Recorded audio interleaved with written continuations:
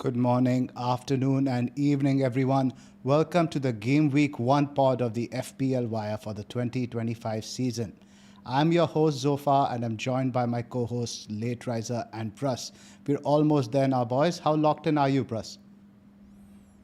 I feel quite settled now, actually. Like I've landed on the big things, and sometimes you feel I don't know, and we'll talk about all of these things. But the premiums, like a captaincy matrix, now it's the peripheral changes, which is what most people should be on at the moment. If you're still confused on the very, very big things, hopefully by the end of this pod, you'll land somewhere. What about you, Elad? Tinkertown is Same at as rest? Pras. At rest in the last 2 days. I think it's the last two mornings with a cup of coffee where I just put my phone away and didn't see any content, just sat with the fixtures, sat with some data, asked those questions to myself, and I think the answers just came. So I feel pretty narrowed down and settled myself too. Like Pras said, maybe a couple of picks on the fringes that I'm unsure of. Outside of that, I feel pretty settled as of now.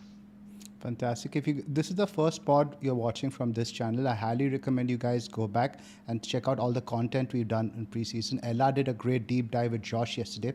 Some very interesting thoughts on Liverpool. We've covered Chelsea, we've done defenders, we've done attackers, midfielders, the whole lot. So, and everything is timestamped. So anything you're particularly interested in, do go check it out. And of course, guys, thanks for all the support you have shown us at preseason. We are now at 39.1k subs. Really want to hit that 40k mark, and remember, this costs nothing. You just have to hit the subscribe button on the YouTube app. Lots of people want to keep this channel secret from their friends, so don't worry, they don't get any notifications of any kinds. You'll just get the latest videos on your feed, and we will always try to answer the comments within the first few hours of the video being published. So hit that subscribe button and the bell icon as well. Also, just wanted to say, on the last pod that we did, which was the three of us, which was the FPL attack pod, we got 27,000 views and then just 1,400 likes. Basically 5% of the people that are watching us are hitting on the like button, which I think is just pretty poor. Get that up to 10%. Get us to at least 2,000 likes on this video. We really, really appreciate it. Should we get started, guys? Lot to tackle. Let's get our sponsors in. Sure. As always, all the data that you've seen on our podcast throughout preseason is from the Fantasy Football Scout members area. If you haven't become a member already, you really, really should become a member, because I think Game Week 1 onwards, we're going to start tracking that DEFCON data. We're going to start tracking which of the cheap midfielders, which of the defenders are hitting those DC numbers on a weekly basis. And Zoph is going to be telling us about them on videos that he's going to be doing on Monday as well, which I reckon might be members only as well. So, you want to get into that. So become a member by clicking on the link in the description below or scanning this QR code. And as you guys know, NordVPN has been a long-term partner of the FPL Wire. If you're bored of the streaming libraries in your country, with NordVPN, you can access content outside your region, get access to a wider library on your favorite streaming services, and if you're traveling outside your country, you can access your home library content. Every purchase is a 2-year NordVPN plan using the link nordvpn.com/FPL Wire will receive an additional 4 bonus months on top. TV show recommendations, guys. I'm guessing not much TV is being watched right now. I've subscribed to all the 20 Premier League channels on my YouTube. I've been watching a lot of above average FPL, FML FPL, Planet FPL. Shout out to all the great content creators, Harry, Raptor, Let's Talk FPL. That's what's been dominating my content watching at the moment. What about you guys? Similar, man. What about you, Pras? Pras, we lost your audio for a second. You're on mute. Sorry. So I finished the first 4 episodes of Wednesday. I don't know if you guys have checked it out. It's actually quite nice. It's fun. I haven't got into this season and I'm waiting for the part 2 to release. I hate it when they do a staggered release of the same season. Without giving it away, it does have its cliffhanger and an ending as well. So they've packaged it well. So if you want to check out the first 4 episodes, like an hour long each episode, quite nice. I like the genre, like a little bit of wizardry, some kind of horror, but mostly just fun. So it's quite nice. The whole Addams Family lore is quite entertaining. Exactly, and Catherine Zeta-Jones is obviously there as well. Absolutely. Nord also has an efficient anti-malware and anti-spyware protection tool. It highlights any attack and deletes it before it makes a mess of your computer. Grab your exclusive NordVPN deal by going to nordvpn.com/FPL Wire. It's completely risk-free with Nod's 30-day money-back guarantee. Sign up using the link in the description below. I forgot to give this shout out last time, but if you're in the UK, you know who you are. You need NordVPN a lot more these days. So yeah, that for you guys as well. Think about NordVPN. All right. Just wanted to actually, at the top, before we get into some matters, bring out a couple of important news, which I think affects the makeup of drafts quite a bit. Since that last time we did a pod on this channel, is that Crystal Palace lost their appeal to play in the Europa League, which what that means is now they have two games between Game Week 1 and 2 and Game Week 2 and 3, which means that they have a condensed schedule where they're playing Thursday, Sunday already, is something that you should take note of and how that affects your perception. And a certain Eberici Eze is also very heavily linked with Spurs. The news came in today as well. So it might be the case that they might lose Eze and maybe lose Gay as well. So just thought I'd bring this to the place because we are quite bullish in Palace, and everybody was quite bullish in Palace after that excellent performance against Liverpool as well. But I think these are two important factors to take note of. The Shield was interesting, right? What did you make of it in general in terms of Liverpool and Palace? Let's talk Liverpool first, Pras. Palace is a difficult opponent. So I feel like there was a lot of knee-jerking happening based on Liverpool playing Palace, where Palace give good teams a game, man. Like Ella told us last year, if you want assistant manager, pick Glasner because he's a big game manager, and he proved it. He's beaten Man City. He's beaten big teams to win these last couple of cups. I'm not getting into whether Community Shield is a cup or not, but those were two big teams they've beaten in a final. So I just think people have extrapolated one game into this is how it's going to be for Liverpool in the season, and I think that's a mistake. But Wirtz looked great again in the first 20 minutes when I was watching. I was like, there is no chance that you can't have this guy. He's everywhere, and I think Josh just summarized it so well, calling him a swimmer, that he's just going with the flow. If the attack is on the left, you see him on the left. He got his assist by being almost like a left winger. Then he created a couple of chances where he was on the right as well. Obviously, he's in central areas. Very busy guy. So that was, I think, one takeaway. Salah's thing we will come to in a bit. But I think Liverpool looked all right. Defensively, yes, without Gravenberch, without McAllister, that's a worry. But it's not like they won't have Gravenberch and McAllister all season. But in the games they won't, they're trying to figure things out. The no Salah drafts gathered a bit of momentum post the Shield. Ella, did that ever cross your mind? No. I was like, this is perfect bait because I remember his performances against Palace last year as well. And I was like, this is just perfect bait. Like, and like we spoke to Josh as well, right? I think Palace is going to be a very different game compared to what they're going to face against Bournemouth. I do think there's merit if people want. Like what Josh, I mean, if people were looking for confirmation bias to go with more or without more, I think if they saw the pod with Josh, I think they would have gotten confirmation bias on either side.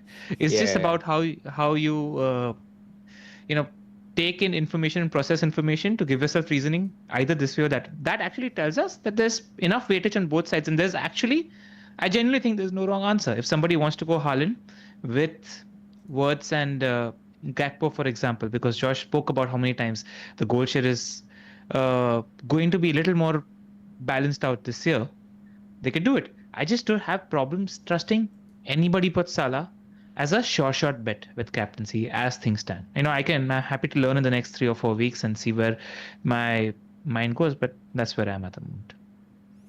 I mean, you could trust Haaland, I think potentially just a little bit less than Salah. But the thing is that game week 1 fixture for Salah is just so good. We know about Bournemouth's defensive injuries. And Bournemouth are a team that generally come to play. They're not going to park the bus. And I think Liverpool are going to be a bit of a wounded animal after the Community Shield. So that only cemented Salah's place in my team more, not less. But anyone going with Haaland over Salah, I can't put you off and tell you that's definitively the wrong play. I don't think so. There's a perfect reason to go Haaland also. Do you agree, Pras? Yeah, I think so. But it's not just game week 1. Game week 4, he's far and away the best captain, right? So people who are going against him either then think about how you will go around that. Maybe free hit. 4. Yeah, that's what I mean. So you have to basically reshape your team or your strategy based on if you're not going Salah. It is workable. You can find a way to do that. All I would say on the no Salah thing is, a lot of us saw the game and thought, how will Liverpool work with all these new creators and goal scorers? And if Isak comes, this point is validated even more. But you don't have to jump to that conclusion in game week 1. You can also just say game week 1, game week 4, let me pick Salah. And then after that, I take it from there. Starting with Salah and then spreading his money is a lot easier than not starting with Salah, getting burnt in game week 1 and 4, and then saying, do I need to wildcard? What do I do now? I just think it's the sensible strategy to start with, which is, like you said, it's not the only strategy. What if we do if Haaland bangs a hat trick, boys, in game week 1? What's the plan, LR? Wait and watch and take the beating for a couple of weeks. There is a move there with Salah not having the best fixtures in game week 2 and 3. So you decide how badly you want to niche up, but I just think you place your bets and trust your horses for the first 3 or 4 weeks and see how that goes. Yeah, what I would do is I would monitor the first 4 weeks, even 5 weeks. And then instead of free hitting in game week 6, I would basically change my strategy and go Salah to Haaland in game week 6. And that would be the strategy where then I keep Haaland for the foreseeable instead of Salah. So, of course, not panic is the first answer. And the second one is you revel it, man. We learned so much in the first 3-4 weeks where why make your bed now? Don't change your beliefs based on a Community Shield game. Yeah, I almost think if you're going without Haaland, you need to prep yourself for 4 Haaland goals in the first 3 game weeks. Like, it's a very, very likely scenario. I mean, the first 3 games, they're facing a Wolves team that have looked very terrible preseason. They're facing a Spurs team where players are dropping like flies at the moment with regards to injury problems, etc. And then they're facing, what are they facing? They're facing a Brighton team who tend to overexpose themselves because they like to play front foot football. So that will leave space for Haaland as well. So there's a narrative there for people who want to go there. What about you, Zoph? What do you think? How do you think you'll react if Haaland scores a hat-trick and Salah remains wide in the first week? I mean, I'll go with what Steve just said in the chat right now. They said, "Oh, the fixtures aren't great. I'm going to wait out the fixtures." Yeah, Yeah. that's where we are. But this tells us that there's no clear. I was talking to our friend Eno from the Discord as well, and he's like, this season there's like 45 good picks on the watch list. You can't have them all, and until we learn, you just have to be patient. And the first 3-4 weeks are not about counting your points. It's about assimilating information and learning your learnings. It's FOMO management. Yeah. So moving on from the heavy hitters, guys, let's talk about the player that you've been bigging up a lot, Pras, Bruno. And I think for a lot of teams, including mine, the decision has now come down to Bruno versus Wirtz versus Watkins. You can get 2 of them quite easily, but to get all 3 requires big sacrifices to your overall squad. Where are you on that trio? Bruno is 1 out of the 3 because I just think he'll be the pick for the next 12 weeks. Whereas Wirtz could be somebody who you can move on, have for the first 5 weeks and then change, which is also okay. And Watkins is also somebody you can have for the first 6-7 weeks, although his fixtures are good beyond that as well. But I just, with the strikers, at least the general consensus right now is they've been nerfed to the point where, maybe the bonus share is not as high. Their goal scoring was, they get 4 points, not clean sheet points. So if I was to sacrifice one today, it probably is Watkins. Although I was on Wirtz earlier, but I read news today that they're in for Asensio again. Watkins might lose penalties. It's a moving thing. But for me, Bruno is number 1. Between Wirtz and Watkins, I do sometimes straddle. And there's also drafts, which I'll discuss now, which have both as well. So, or all 3. LR, you're normally very bullish on Manchester United picks, but full disclosure, there's no Bruno in your current draft. Yeah, for me, I think he's a good pick. He's a very high floor pick. But just because of the fact that, United play Arsenal, City, and Liverpool. Is it Liverpool in the first? No, Arsenal, City, and Chelsea. Chelsea in the first 5 game weeks. I'm not sure of the ceiling. That's where I am with Bruno Fernandes. And eventually, I think it's going to come down to whether Bruno wins 2 penalties in the first 5 weeks or he doesn't, in terms of how much points potential he gets, right? And I also feel like there's a learning curve with United at the moment, with the front 3 likely looking to be new, etc. as well. We don't know how Hamilton is going to shape this team up. Everybody's talking about Bruno being the sure shot captaincy bet in game week 3. He could be a great captaincy option. We learned that the higher percentage of XG is coming to this player or that player. I think I'm happy to just learn what happens with United, and I have no cons with.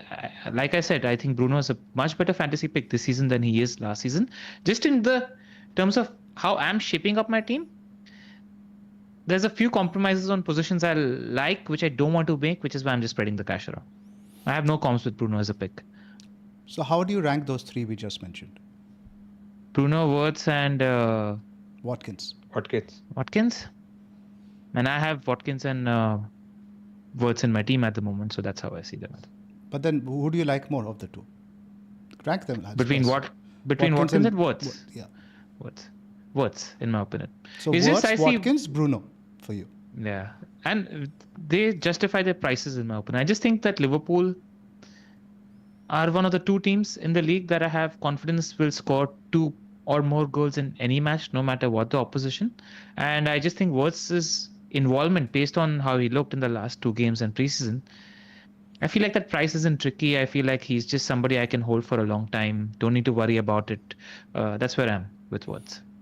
I think for me, Watkins is right at the top because I just watched back all of Villa's highlights again today. He just looks the sharpest I've seen him in a long time. And I think he's very talismanic for Villa. I think more so potentially than these other two midfielders we've talked about. And Wirtz would be second for me with Bruno. Again, fantastic pick. He will definitely be in my team at some point this season. And if you guys didn't follow the pod last year, I didn't have a single Manchester United for the entire 38 game weeks. And this year, it's going to be a very, very different story indeed. And like you mentioned, I think the first 5 or 6 fixtures, they played the top 4, top 5 teams for XGC last year. Even Fulham are a very good defense. So I'm just willing to wait and watch. But again, I'm aware that one return from Bruno is 8 to 9 points. And the main thing that's concerning me with Bruno is game week 3 captaincy. I don't think in particular that week I want to captain Salah against Arsenal. I'm not very keen on Palmer versus Fulham. Fulham also usually give us a game. I think Bruno is by far the standout in game week 3, and that's what's really concerning me right now. Yeah. I mean, there is always... Game week 7 is a ways away. I'll probably make transfers. I ideally don't want to make any transfers in the first 3 game weeks. Yeah. That's why I want to talk about price points as well. I think price point is a very important conversation to have, which is why I'm keen on having like a 7.5 million striker and an 8.5 million midfielder as well. Because let's say you do want to get Bruno, Wirtz, or having somebody in that price range gives you flexibility to go to Bruno should you want to, if nobody else stands out. Let's say you want to go for Cunha, Bumo, end up being the standout picks in this team. They could become options. Let's say Sesko looks like he's channeling the higher amount of XG in this team. Burnley looks to me like a Sesko fixture compared to the other guys, because he will play that game, I reckon. If Amarim doesn't play him in the first 2 games, I think he will probably have Burnley at home as the game in which he introduces Sesko to the crowd as well. So it's important to have those price points covered if you want to target that Burnley fixture as well for United. I'd agree with that. With having that 7.5-year Joao Pedro or Mateta as a placeholder, then it's an easy switch. Maybe Sesko looks good to even captain him in that week, so I can get on board. Yeah, and there's a world in which we're very they haven't done it quite yet, but we are waiting for Saka and Palmer to make that jump to hit Mo Salah levels, right? Like there's, especially now, both of them have 2 or 3 good seasons under their belt. It's a case of when, not if. So there is a world in which they become reliable. They haven't seen it yet at the moment. So if they become reliable, then we'll have confidence maybe captaining a Palmer in that week also. Okay. I mean, what I like about this discussion is all 3 have different number 1s and all 3 have different 1, 2, 3s, like the order of 1, 2, 3 as well, which is what it is about, right? I mean, there's no straight answer decision here. Absolutely. At all. If you look at that season-long odds, market odds that Rob T shared off, I don't know if you have it up. I have it. Yes, I do. I mean, I'm just trying to illustrate the point here that we underrate Bruno so much. Like market odds know that he's going to be playing a lot of minutes in the I agree, Pras, and I'm not debating that, but just the initial fixture list is what I don't like. I mean, you don't need to captain him, but what I'm trying to say is if he's going to get 20 returns, but and those don't have not to be even in the part of first this. 5 weeks, right? Maybe he gets those returns versus the weaker teams. Fair Maybe enough. you get worse for those Fair teams, enough. then move to Bruno. That's the point I want to make. I want to use all my transfers in getting Arsenal picks and Crystal Palace picks in the next future. But if people have a different strategy and want to use their transfers for different things, that's absolutely fine. Of course, you can move and get any player. But if we're talking about a 12 game week horizon and a late wildcard, then I'm trying as much as possible to not plan pretty much any transfers, apart from, like I said, getting Arsenal where there's a fixture swing in game week 7. I think that's also a key difference, now that you mention it, because I definitely have a shorter wildcard horizon compared to you, in the sense that I don't necessarily want to go as deep as game week 13. I'm very open to a game week 6 or 7 wildcard based on there being enough information as well. So maybe that gives me some That's fair, confidence to just like go for a slightly more shorter term bouquet of fixtures as well. That's why I was wrestling. I mean, we're in the same chat. I think it was Sunday night where I was posting 2 or 3 drafts back to back. There was a Bruno draft and then the non-Bruno draft and a Bruno draft and a non-Bruno. So I was really reasoning with myself and wrestling with the pick because I think he's that good a pick. I'm with you on that. It's just which way you want to go. And I think maybe the key difference is the wildcard horizon that we have in our heads. Yeah. No, I mean, like I said, they're all very close. But I was pleasantly surprised to look at the fact that Bruno is on higher total returns than Wirtz and Watkins and Gyokeres. And if you can disagree with market odds all you want, but all I'm saying is this doesn't even account for the positive change he's had this year, which is getting 2 points every other game or every third game. Yeah, you're right. It's surprisingly good. It actually gives us hope as United fans because around good players, he could hit the levels of his first season. You never know. Could it potentially be less though? Given the role he's playing, a deeper role, because your ideal front three, I still think, is Sesko, Bumo, and Cunha. Does it matter? Could it be less for Wirtz? Yes, absolutely. Yeah. Isak joins. Good players. Could it be less for Watkins? Watkins unlikely, yes, because ultimately Watkins, you're not getting as many good players around him. If they get another forward, I'm fairly confident of a 200-point season for Bruno. So I'll tell you that. I think so too. I'm not too worried about that. Honestly, I think his floor is very high. So I don't see a world in which he's a terrible pick. Like he'll do enough. Yeah, Bruno that's is a great pick. I think we are all in agreement on that. Yeah.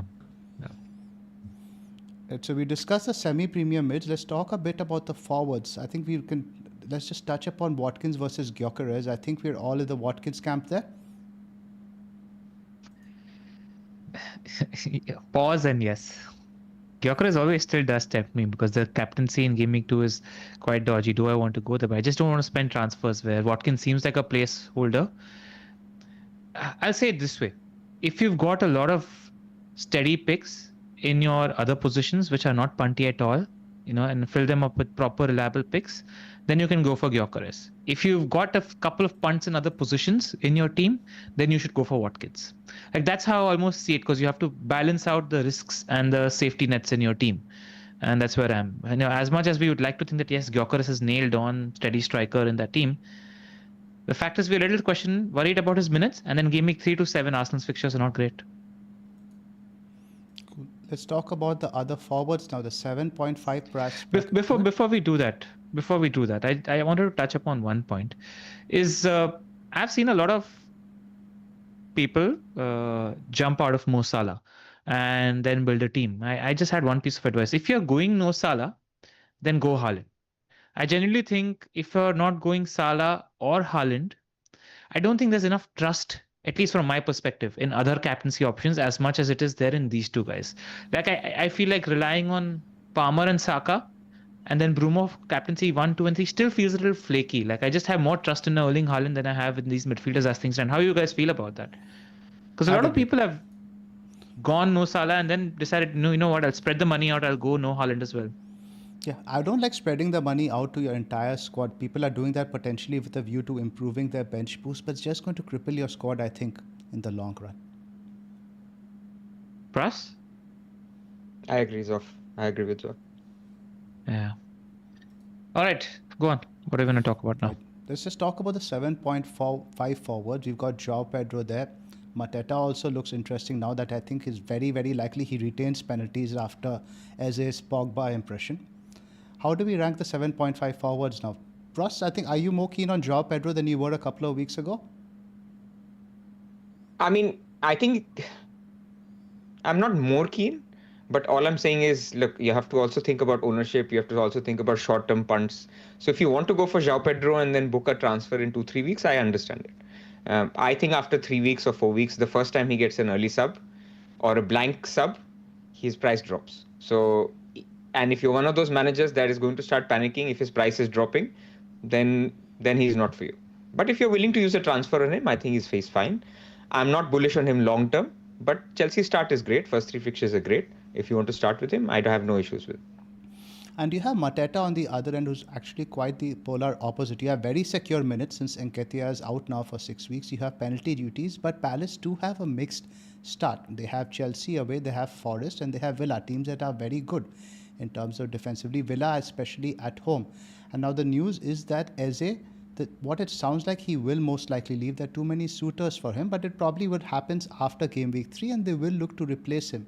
That does dent Mateta's appeal a little bit, LR. Yes, but he's still a great pick because Palace, like we said, are capable of giving a good game to anybody. And I don't quite think that the impact that Olise had last year in terms of the Palace attack will be the same impact that losing Eze will have. I think they've got a pretty robust team outside of that as well. So I'm not too worried about the massive impact it has on the team. I still think he'll. Why do you say that, LR? Like, Eze is pretty important. Eze is pretty important for ball progression, all of that. But I just think that they've got a year and a half, 2 years under Glasner now. I rate the manager and the solidity of having Wharton in that midfield, and all the other players around them are good players. Eze is also, he's good for ball progression, but to a large extent, he's also a little bit moody in the sense that he's a moments player, etc. Like he has great moments, and then you'll have 2 or 3 games from Eze where he sort of fizzles out as well. He's a great player, but I just don't think the impact will be that big because I rate the manager and the team in general so much as well. But I could be wrong. I was very optimistic about Palace last season as well, and I'm factoring in the fact that I could be wrong this season as well, which is why at the moment I'm leaning towards João Pedro. That as well as Mateta, somebody who I'm much more comfortable playing if he plays 1 game a week. If you remember around the injury last season as well, there were a lot of those 70-minute subs which were a little frustrating and irritating as well. Yes, they might be on replacement, but with Europe, I don't know how Glasner's going to treat what competition as well. So I'm happy to wait and watch. And Pedro has a higher ceiling, right? So what I've done with all the picks that I've done is I've just imagined best case scenario, not really considered worst case scenario, going for the stars with all my picks and just going and having fun. That's where I am. That's why we love you, LR. I think Pras and me always think worst case scenario, so we need to be in that situation. Yeah. I'll give a shout out to my friend Office Jones though. It was his tweet that hit home for me in sense of what changed the perception for me. And your pod with Danny, right? Also sort of changed my impression. I was in his DMs today as well discussing Pedro. He was like, people see Pedro as the 5.5 million number 10 for Brighton. He's now the number 9 for Chelsea, who is going to be at the end of chances, and Chelsea are going to create just a lot more chances than Brighton ever did. And this just hit home. I'm like, and also there's a lot of talk that Chelsea actually might be the sleeper team this league as well, right? In terms of just goal scoring, they're the top 4 in the league, etc. So yeah, man, I'm sucked in. Doesn't take much to tempt you to a Chelsea forward, LR. We know that. Doesn't take much. I will say one thing though, at least he finishes his dinner. Like that's one thing that's on my side at least. The chance he gets, he tends to finish them, not miss them. Absolutely. Pras, if you had to pick one, Mateta or Pedro to start the season? But why have we forgotten Wood? We shouldn't forget Wood. I mean, Wood. 1 goal in 7 preseason games, Pras. I mean, obviously... Oh, come on. That's irrelevant, man. It's not irrelevant. It's maybe less relevant, but you can't say it's irrelevant. Come on. No. I think the Chris Wood issue is more that this Igor Jesus, I don't know how you pronounce him, but he looks very good. And our knee is returning. And so I don't know if the minutes will stay at 70, 80 or will it be 90 again. But otherwise, if you're not on a free hit 6 strategy, I mean, Chris Wood's first 6 fixtures are great, man. Like, why is he forgotten? He shouldn't be forgotten. In fact, that's just a safe play with minutes, with penalties. Still, I think he's going to be on penalties. I think Forest have great fixtures as well. I just don't see a Wood. Right is staying. Yeah. And Endo is really good. And They might get McAtee. McAtee as well. So that team is going to improve, and it's just he's not fashionable, I guess, these days. Getting Wood for the long term is not fashionable these days. Exactly. Short-term Wood is still okay. Yeah. I like it. My boys are back. But Solanke is the one, man. If he's like, I don't know. Even if he Is there starts any on word Wednesday, against it? Pras, do you feel confident putting him in Starts and plays 60 minutes? Yeah, on maybe. Wednesday? Imagine Eze, Kudus, and Johnson feeding Solanke, man. Like I don't know, man. think he's the best 7.5. If he's fit, but he's not. I can't help but feel that the Spurs fixtures are a trap. I genuinely feel that way. I feel like there's too much and too many moving pieces and too many problems in that team right now, and too many new players. And I think that team will take a while to get going. I don't think it'll be on the gas immediately, because the manager's philosophy is polar opposite. The team is new. It's not like, you're changing one player. It's completely new front four. Like Maddison, Son, Kulusevski are not there, who are probably some of the most influential players. So you're just putting strangers in the room together, including the manager. And I don't know how quickly they'll get going. That's how I feel about Spurs. I agree. A bit of a wait and watch, I think, for me. Yeah, Baker's also great in the sense that, you can't even judge preseason or even the game, because the games that they played in preseason have all been against big teams. So he's like, they've almost been prepping for the cup final that they have midweek. Super Cup, yeah. Yeah, we don't know how they're going to play against the middling to lesser teams. We don't know how that's going to be, and it's going to be very different compared to the games we've seen in preseason. So at the moment, you want to trust the fixtures, trust the players, go, but it's almost like going in blind, because we don't know how they're going to play against such teams, which I thought was a great point that Baker made. Anything else on the 7.5 guys, or we'll drop a bracket below? I think that's good enough on the center. Pras comes, you put back Wood into my mind as well, Pras. I'm not gonna lie. Like I'm flaky on that position, that 7.5 million striker position between Pedro. It was the NordVPN plug. That's what did it. Yeah. So I'm genuinely thinking about Mateta. I think Mateta's off the radar for me based on Europe and Eze and the fixtures. I think it might be between Wood and Pedro for that position for me. So okay, let me ask you about João Pedro. If Jackson is staying, and there are actually reports right now, I'm reading now, senior sources at Chelsea say Nicolas Jackson will be reintegrated into Maresca's squad. I'm not saying Pedro will lose starts, right? Just to be clear. They're not desperate to sell him. He will be reintegrated after whatever. Again, long term, I'm asking, like, is João Pedro really a long-term pick, or are you clear that it's a short-term 3-4 week pick? I think once Champions League comes around, the minutes will be a little bit more insecure. Delap, you could see he's already got a bit of a chip on his shoulder. He demanded the penalty. I don't think he's happy that sort of the main man focus has gone to Pedro instead of him. So he's always going to be chomping at the bit. And I think Maresca is going to encourage a bit of competition between the two. Every time Delap's come on also, he's impressed. It's not like he's been a dud. Yeah. I mean, if this whole out of 38 games, you can see Delap starting 10. That's my point. Now, it may not happen in the first 4 games. Or they could play together.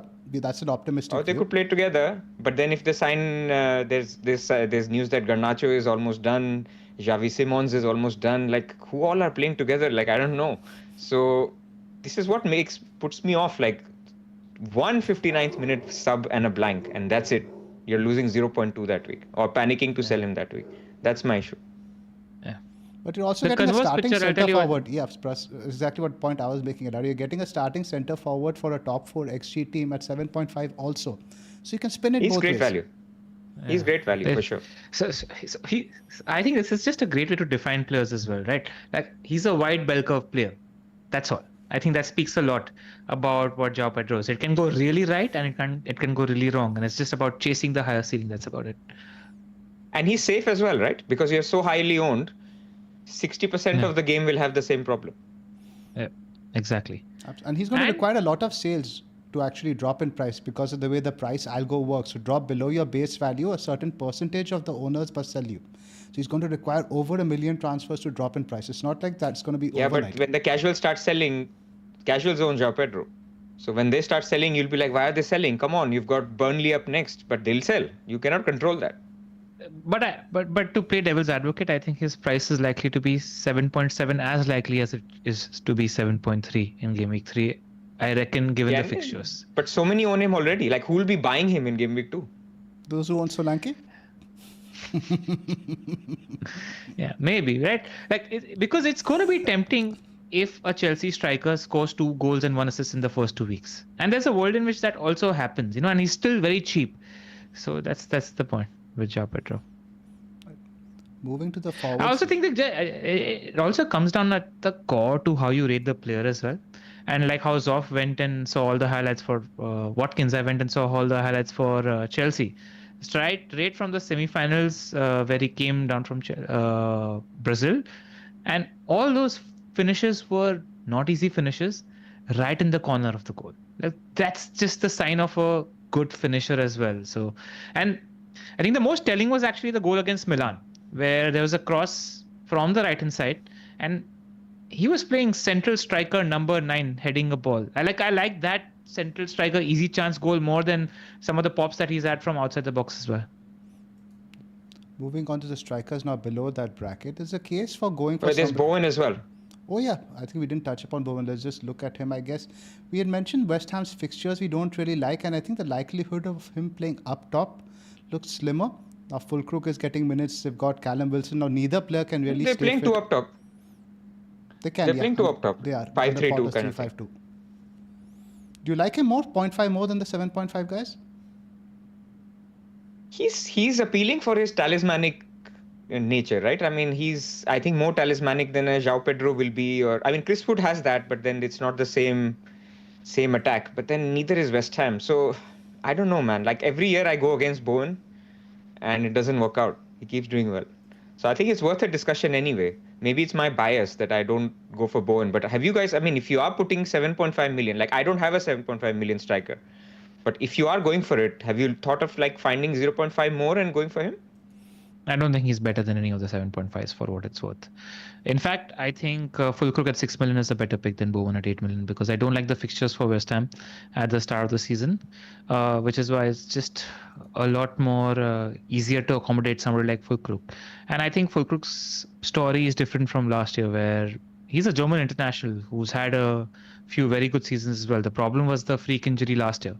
And now he looks fit. He almost looks like a leader in that West Ham team at the moment. So I'm not concerned about minutes. I'm not concerned about anything else.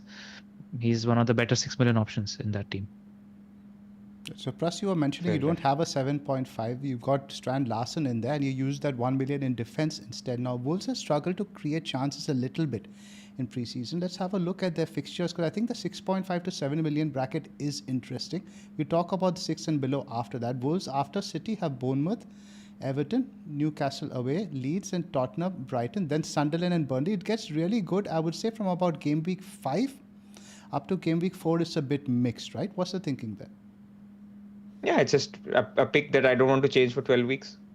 Basically, that's the thinking. That if I'm looking at that cheap striker bracket, then he's got 4 good games here. Everton home, Leeds home, Sunderland away, Burnley home, and other okay games.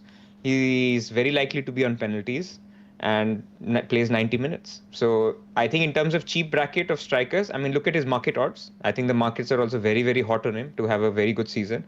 He's as much as Evanilson, above Sarr, above Semenyo. Just a very good pick for 6.5. Basically, what is jumping out. But it's not a no-brainer. But of the 6.5s, he's basically come out as one of the best guys, and that's where I think I've settled. It's $1 million.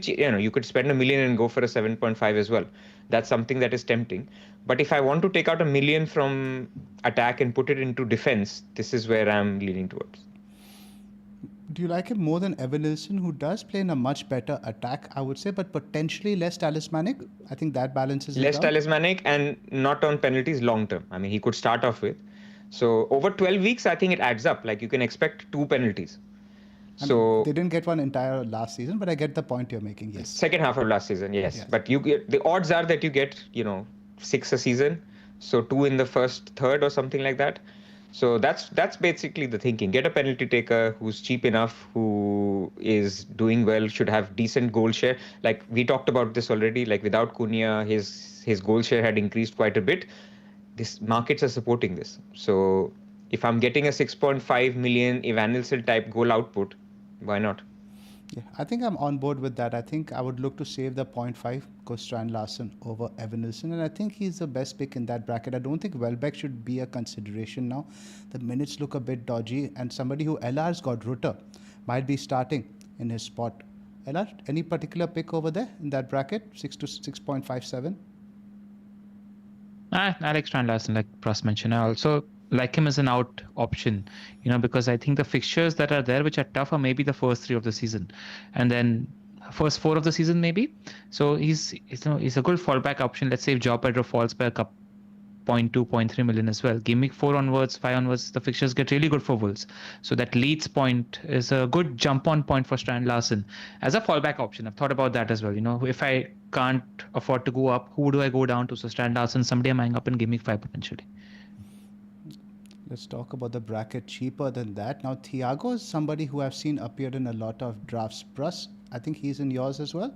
Or I think He's you got gone. rid of him. You've upgraded him to Larsen. He's gone, man. They're signing another striker. So, this is what's going to happen between now and Friday. Somebody will be linked to some team, and then you go, is it worth it? Like, there's other options in this price bracket. Is it worth doing it? So, Brentford is now linked with another striker, and already the Brentford fans are saying, there is going to be no nailed striker. I mean, that's enough for me to put me off. I'm not touching a managerless Brentford. If there was a case that Vissa's going and they have no other striker, this guy would get 90 minutes. Even that's a little bit of a leap of faith for a new player. He was there last year, but injured all of it. So yeah, I mean, if I was to go 6 million, then I think Fulkrug is now emerged as the better pick, given the fact that Brentford are signing another striker. Without that, he was an okay option. I'd agree with that. And the Everton striker position, I think you just can't know who's going to start out of Barry or Beto this weekend. And we do expect Barry to become the long-term centre forward over there. And I think Everton will be much better now. They've got KDH, they've got Grealish. They will create a lot more chances, but you can't put your hat on either one. KDH, Ndiaye, Grealish, and Barry is just going to be a fun front four. But perhaps the time to go for them is a little later once we see how they play together. Anything on forwards, guys? We move on to the mids. There were some questions on Sesko. He's not going to play first couple of game weeks. Just wait for him to become 7.3 or something, and maybe he becomes value. I don't think I don't think he's impossible he plays, but it's just we don't know at the moment. That's all. Yeah, because Amorim spoke about a reference point. He in fact spoke about it from the last press conference that the team needed a reference point, and a striker is just a very important player in Amorim's system as well. So I won't be surprised if he throws him into the mixer immediately, but we don't know that for sure at the moment. Before we actually do move on to midfielder, the chat makes a good point. What about the strategy of going with 2 4.5 forwards? Let's say your Gui and maybe somebody like a Krupi Jr. I've seen certain teams, including Bakers, rock that Pras. Do you think that is a bit inflexible long term? You can't really move on to any forward picks, but you can just get very good defenders at the same 5.5, 6.0 price point instead. Do you like that? So I was actually in the previous draft where I had Thiago or even a Fulkrug. This was the plan, that game week 2 bench boost and then sell that second striker and then, get that money up to get a Gabriel or something. This was going to be something like, or get whoever else. Was going to be a strategy. But the problem is with one striker, you're basically giving up bench boost ideas until your next wildcard. Because you're not going to spend 2 more transfers to get strikers or Gui can start playing and then you're bailed out. I don't like it for that reason, number one. And number two, the one striker you have, if he misses out, you're putting out 10 players. That's it. There's no other fallback.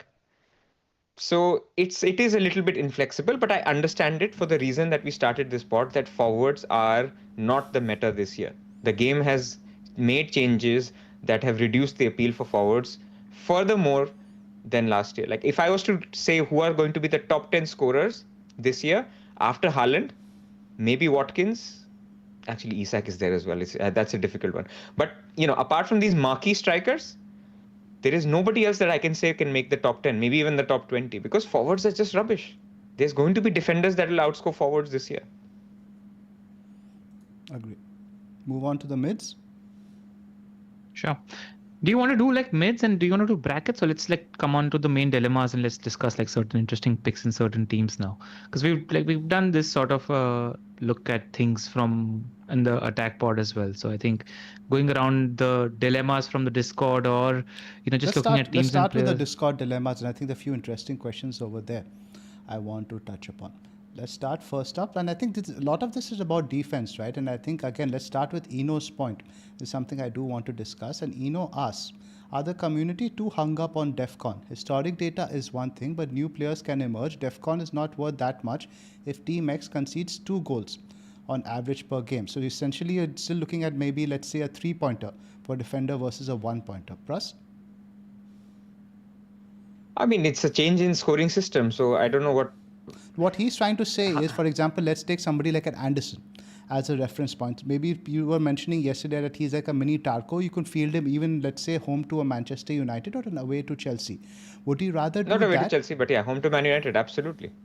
But the point he's making, do you just do that, or do you still look to find defenders who are A, attacking, and B, have better fixtures? Now, Konsa comes into play, for example. Would you play like a Konsa home to Burnley, or would you play an Anderson home to Manchester United? In which case, I would still play for the Konsa, right? Of course, 100%. Clean sheets are more important. In the defender spot, we made that point. But you are not on a free hit every week. So we are trying to pick 4 defenders. Let's say a 4.0 defender. Let's not talk about them. We are picking 4 defenders every single week, and you'll play either 3 or 4 of them most weeks, because a lot of weeks 4 at the back is also now viable. So idea is, do you really want to get down that old school thinking of rotations, that I'll play this guy this week, this guy this week? Not really, because if you already have a 4.0 defender, you have a 4.5 million striker, then and you have a cheap midfielder as well, then all I'm saying is the DEFCONs now make it so that you don't have to go through rotation as such. You can rotate with either each other. You can rotate with Strand Larsen. You can rotate with Anderson or Reindeer or Reinder. So there are enough options there that I think we need to get out of thinking that defender is only rotatable with defender, number one. And number two, DEFCON is it's more points. Simply put, Lacroix managed to score the same points as Munoz. It's just a little bit of change of thinking that it is possible. Is it going to be the same defenders that do that? No. They will emerge.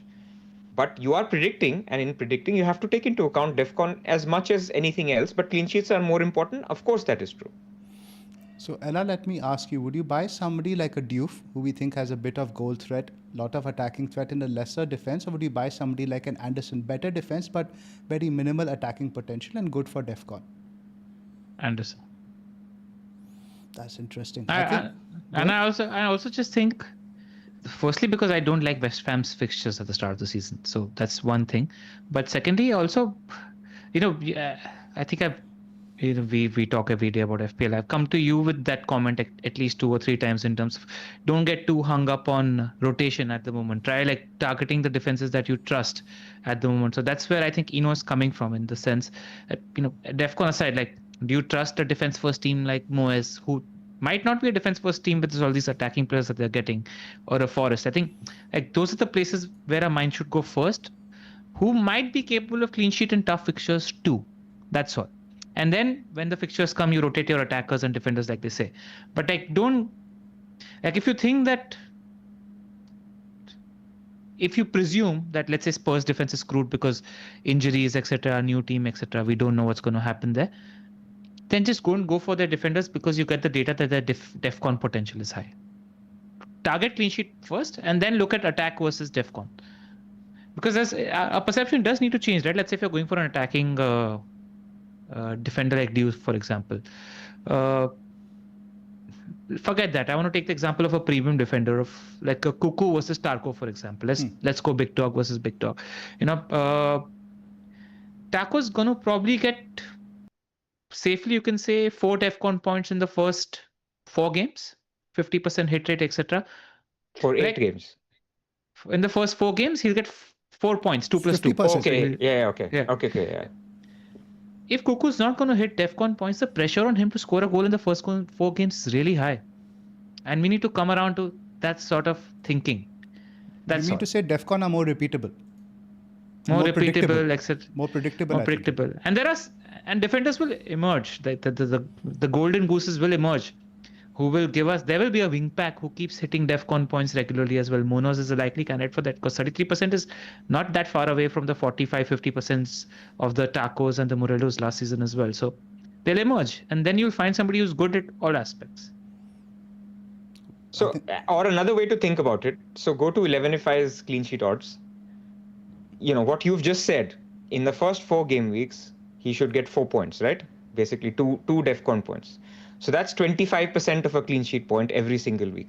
So you go to Everton and you look at their clean sheet odds, 33%, which are 33%. 33. Small, yeah. Add 25% of that, because 1 point he's expected to get this week from DEFCON.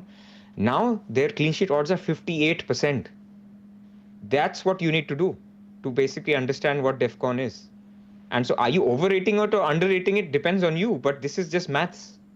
So add 25% to somebody like Tarkowski's clean sheet odds, and then you see if that's the right metric or not. I don't think same for Murillo. I don't think 58 is the right math, but I get the point you're making. Absolutely. No, it is. It's correct.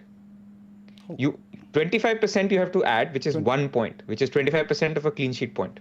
Right, and it's 33% of a clean sheet, so 25% of 33, right? No, 25% plus 33%, because 33% already are odds of him keeping a clean sheet.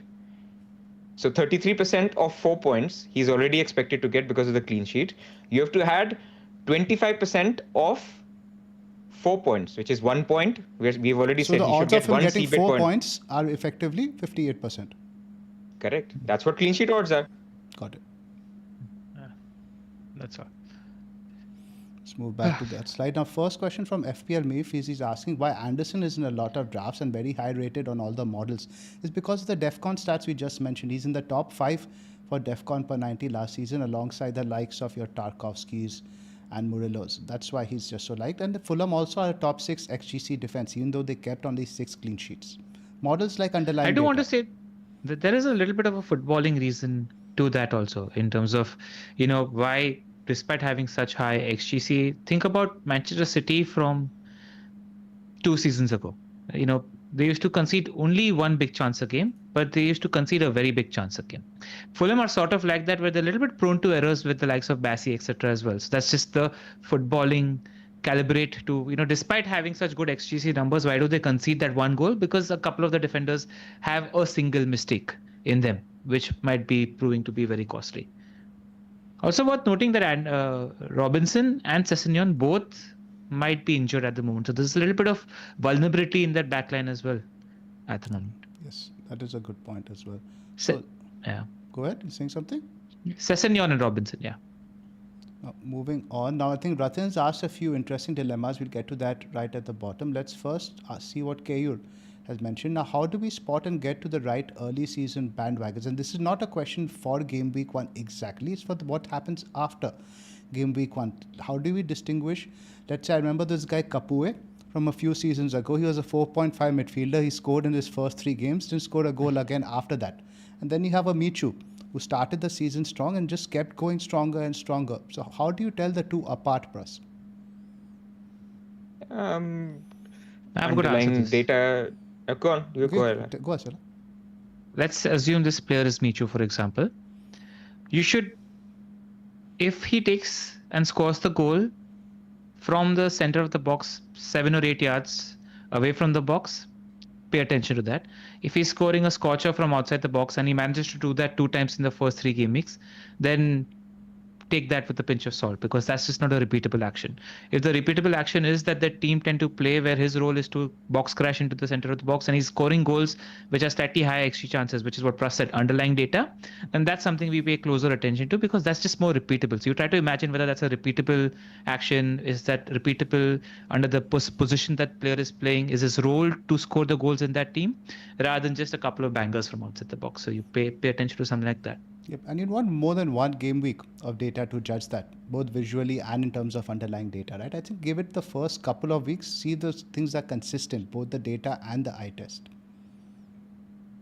That's pretty much, I think we all look to save a transfer in game week 2. That's usually the mantra we preach anyway.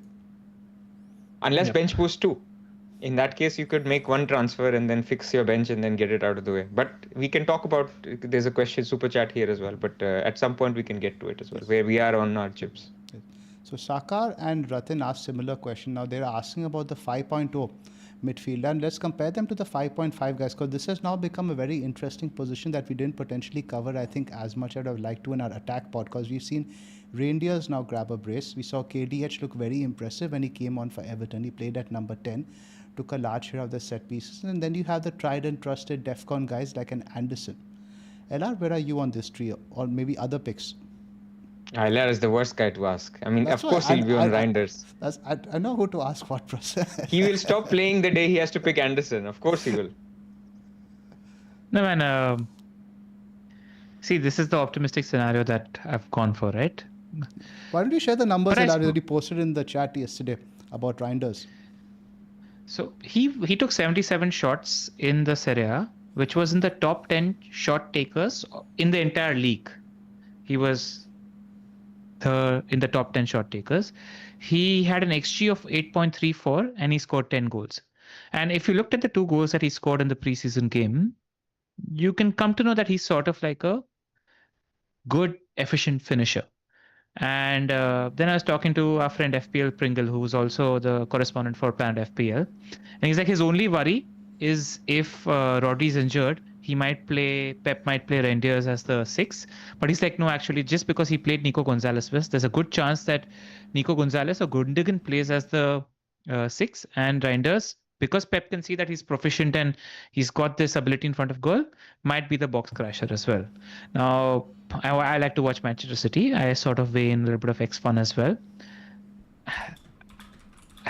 If you see my first draft video as well, Reinders was in there because I just feel like this is like one of those picks that could spike 3 goals, 1 assist in the first 6 games, and not many people own them, right?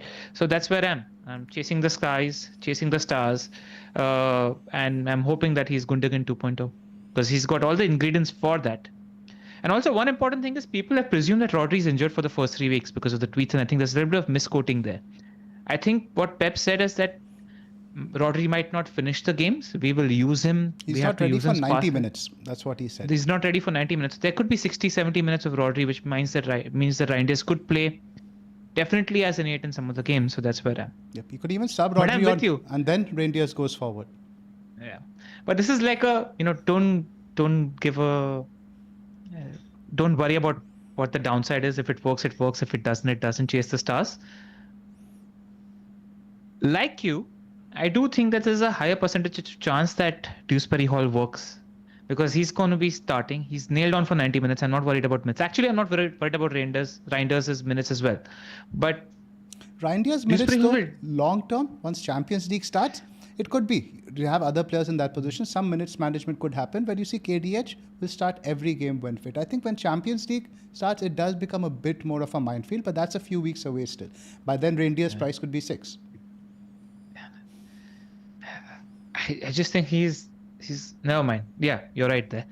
But I'm with you on Dewsbury Hall. I'm open if I need 0.5 million more in my draft to go down to Dewsbury Hall because he just seems more of a sure thing. But Reinders just has a way higher ceiling because of the team he plays for and if he's playing the Gundogan role. That's where I'm with the 2. I've debated it a lot, and I think that 0.5 makes a big difference. It can make the difference on my draft between a 4.5 keeper and a 5, which could be a significant upgrade. But what I'm telling myself is, I'm not owning Haaland. How am I going to watch a Man City game without owning any of their players? It's going to be bloody painful. Even though I'm getting maybe who might be the defensive mid, that is going to be some X fun over there with Everton. I mean, how much X fun is going to be in there anyway? But FPL isn't always about X fun, is it, Pras? Yeah. I mean, I play it a little differently. I don't need to chase upside on all 11 players. That's all. So it's very different playing style, and that's okay. There's no right or wrong way to play, right? You've not got Anderson. I can't afford Anderson. I would love to have Anderson. I mean, you can always downgrade somewhere else. So you obviously think that Dewsbury Hall is a viable pick. Oh, of course. I think Dewsbury Hall. I've asked around a lot, so I need to shout out a couple of people who've been helping me. Spirit Blues, who's the correspondent for Planet FPL. I messaged him. FPL Prince, both are Everton fans. Both have said Dewsbury Hall is good for 70 to 80 minutes. Both have said that he'll play some games 10. If they sign Grealish, then he'll play some games 8. I'm genuinely thinking, just like Anderson, when you play for Everton, you don't have the ball, you will hit DEFCON points. If you hit 70, 80 minutes, by 80 minutes, you'll hit DEFCON points just from being on the pitch. So forget about corners and everything else. What everything we're saying about Anderson could well turn out to be true for Dewsbury Hall. Forget about upside. I want DEFCON. So if he gets starts and clean sheet point, DEFCON, some corner goals, beautiful for 5 million. That's where I am. But I should repeat, I'm not picking Dewsbury Hall because of upside potential. That's nice to have.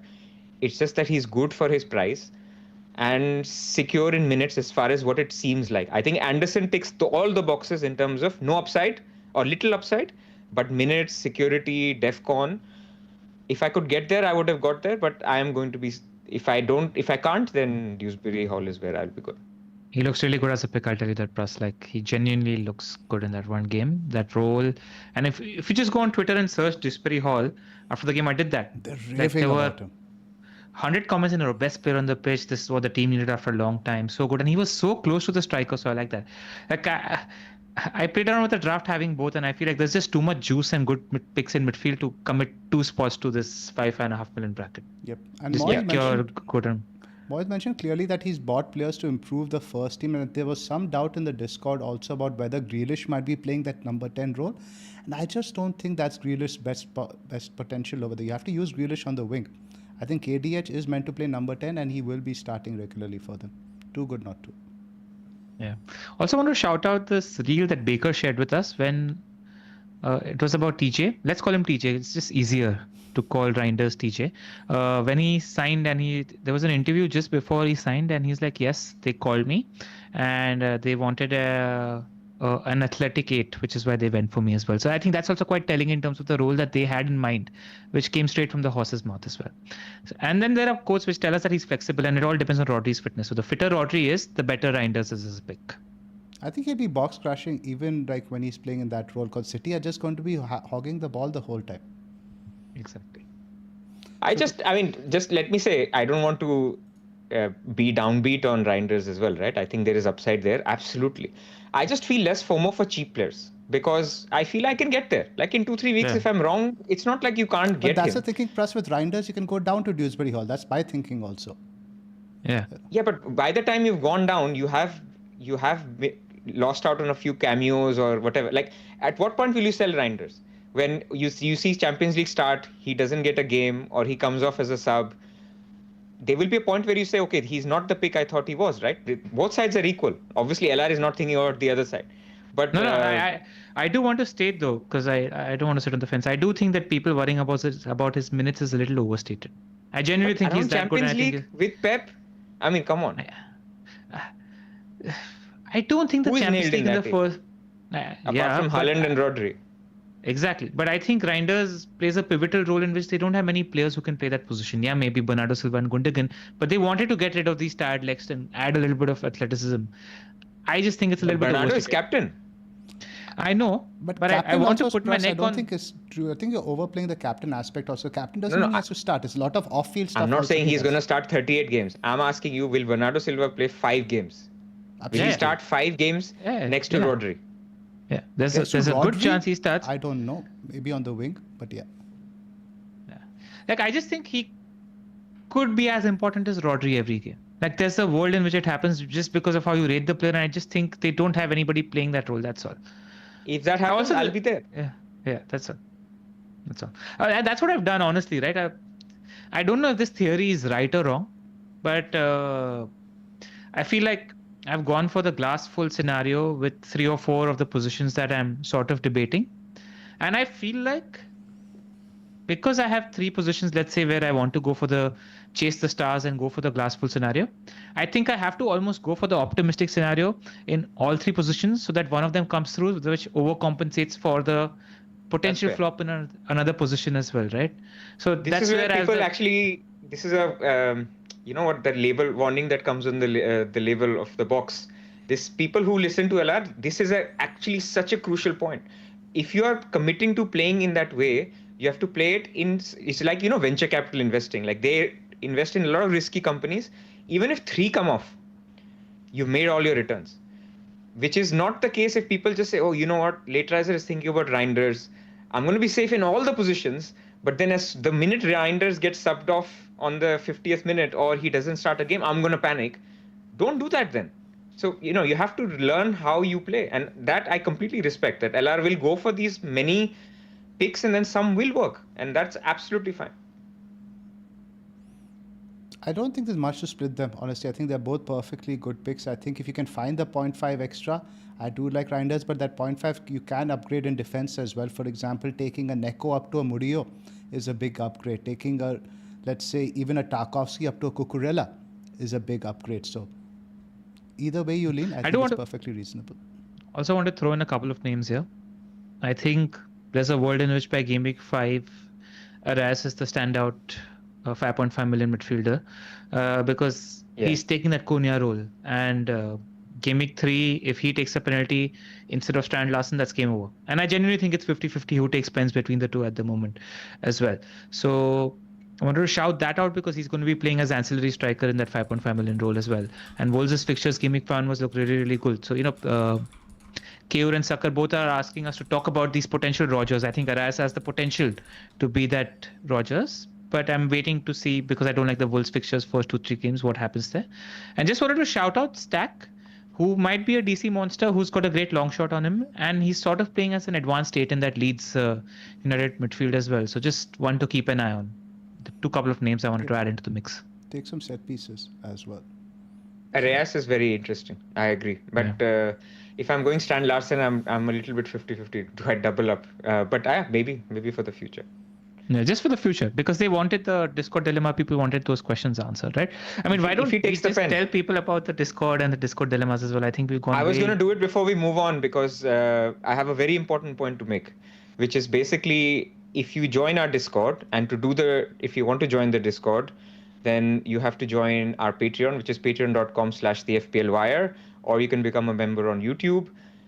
A very important announcement is when you do join, please join the Discord league that we have. We have a Discord league and there's a separate channel for it where we have several competitions starting from game week 1. So 4 days from now or 3 days from now, you have to join that Discord league. So I'm talking not only to people who haven't joined, people who have joined, please remember to join our Discord league.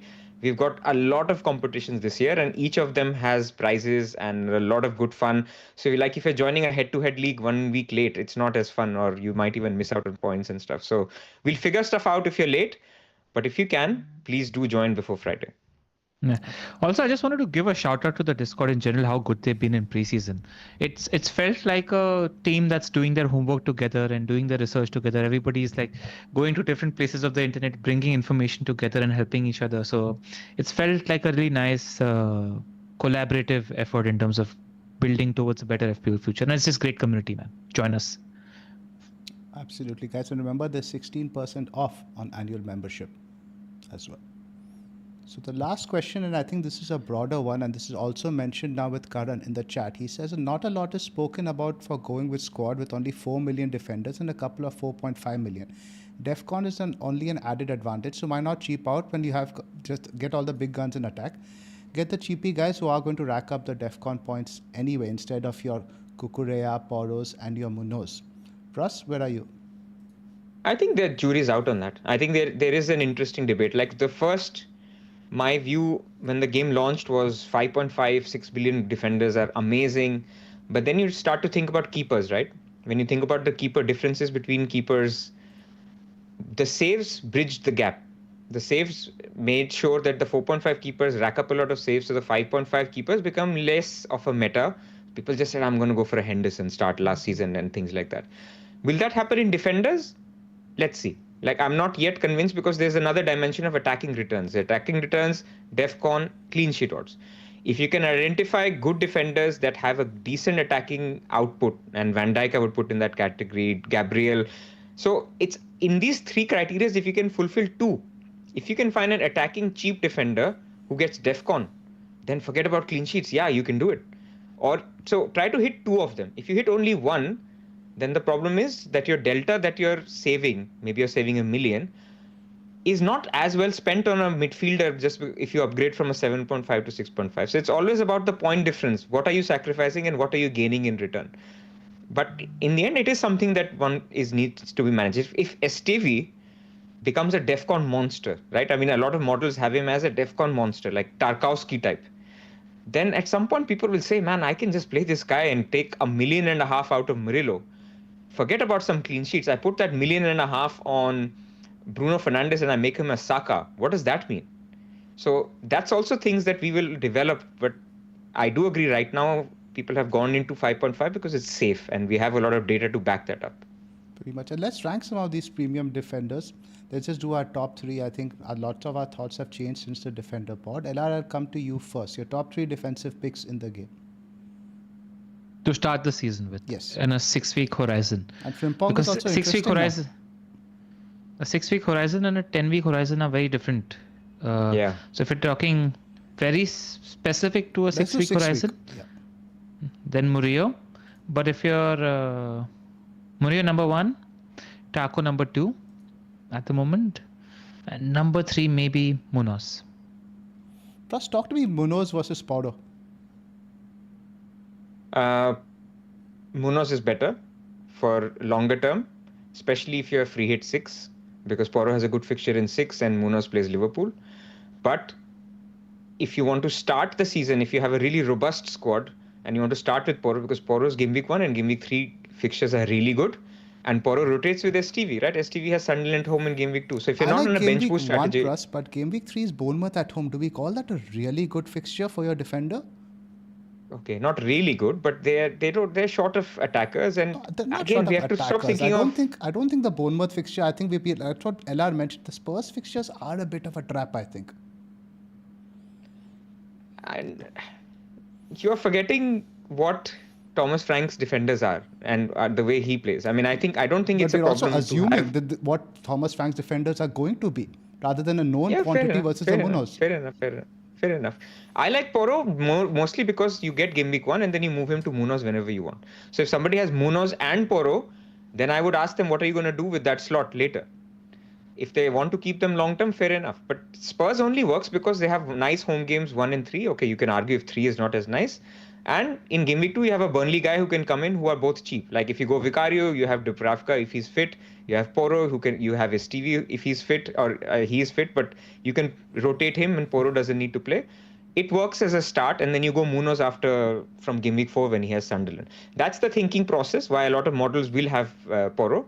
But I think if you're taking a 6-week horizon, absent any transfers, of course Munoz is better than Porro. There's no contest there. I think the lure of the game week 1 fixture is really, really big. Everyone wants to get that double-digit haul to start the season with, and it's probably not going to happen for Munoz away to Chelsea. Ella, go. Can I just say something? Like, again, just putting my neck on the line here because I don't want to sit on the fence. If you're chasing a double-digit haul and perhaps looking for a better long-term pick, go Cuckoo or Aït-Nouri. That's my advice to everybody going Porro. I just feel like this feels like more of a sure thing. It feels like we know the role more there. Like Cuckoo's positioning is insane. He's goal-hanging striker. He's not even back post or something. He's center of the box and a good defense. And I don't think I need to be worrying too much about the minutes. The fixtures are good at the start of the season. So I'm debating that Munoz position because of SA leaving, etc. as well, and the 2 European games. I won't be surprised if either Aït-Nouri or Cucurella find their way into my game week 1 team. That's where I am. You need to think about, and they're just top 4 teams in the league, premium defenders, right? That's where I am too.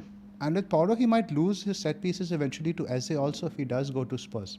The future is a bit more uncertain over there. I think let's do that. Let's start. What do you think about the Forest defense, guys? I think another question that Ratan is asking, whether to double up or not, it's something that's on my mind as well. Right now, I've downgraded Cells to a 4.5 because I'm like, do I necessarily need to double up on Forest? Because keep in mind now, we do know they're going to be playing in the Europa League. They're going to be playing good teams on Thursday. So that will have an effect on Thursday, Sunday levels of performance. Pras, I think you've avoided the Forest double up. You've gone with Sanchez in goal. Do you like that? Is that generally a thing you feel that the Chelsea defense is good, or do you want to spread your risk a little bit? I am not that keen on double defense personally. But that's because I'm on free hit 6 strategy.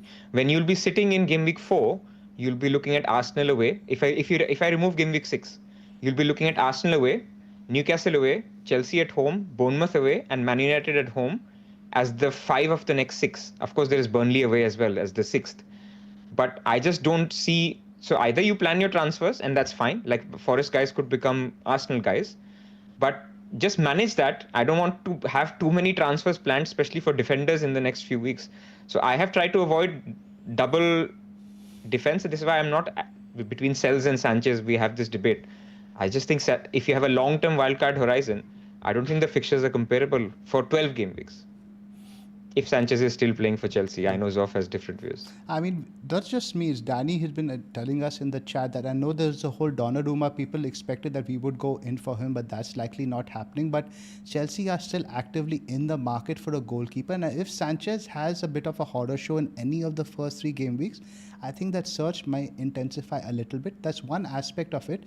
And I think losing Colwill also is akin to Liverpool losing Van Dijk. I think he's just been a cog that holds his team together, and he started so many games last year. It'll take an adaptation period. I think Hoodie, he's going to play probably Towson and Chalobah, maybe Fofana. The cohesion will take a bit of time to develop. That's what concerns me.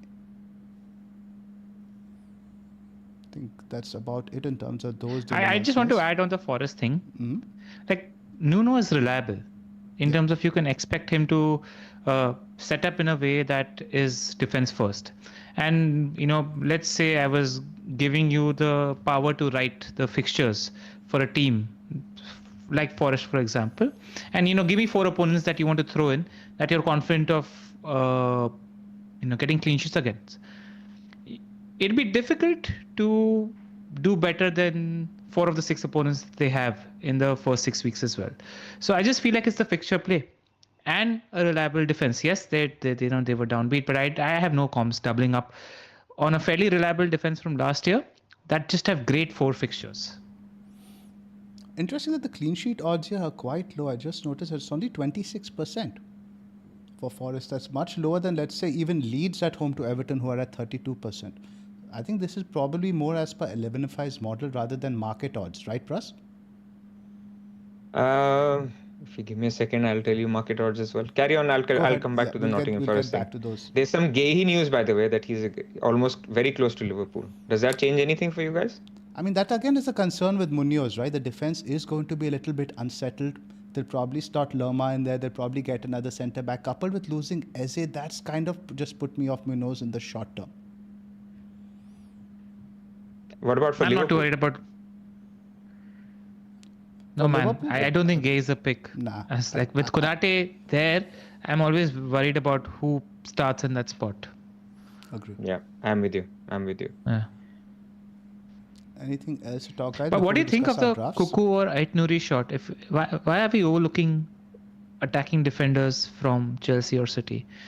Aït-Nouri I'll give you. You might be worried about minutes. Like Cuckoo, because of DEFCON, we might be slightly underplaying him. That's what I was trying to weigh up also. I was like, should I go Taco or Cuckoo first? And then like, maybe should I go Munoz or Cuckoo? So I'm playing around with these. Because I do believe in the DEFCON potential for Taco. Go on, Pras. So, I mean, with Cucurella, the thing is, not every game he plays that same role. And that left wing slot is a little bit open right now on who will play there, how do they play, do they keep width, or do they cut in and Cucurella basically, underlaps, or he basically does the box thing. It changes every week. So, yes, in this particular week where we saw him in the friendly, he was doing all of these good things. But I don't know if he does the same thing in every single game. But you don't need to. Chelsea is a good defense. Yeah. So I think of the picks, Cucurella I like more. Aït-Nouri is a little bit of the risky pick. Like you don't know. At some point he will get into the naughty step because he gives away the ball, and then you don't know what happens from there. But of course both are high upside. Yeah. I just don't trust the Chelsea defense to invest 6 million right now. And I also think Enzo and Casido are vital cogs to your defense as much as the centre backs are, in my opinion. That's all. Like I feel like you'll have 2 of the most agile sweeping midfielders in the league at the moment. So I don't know. But that's you, right, Zoph? Always on the glove. You never hear a negative word about Chelsea from you, LR.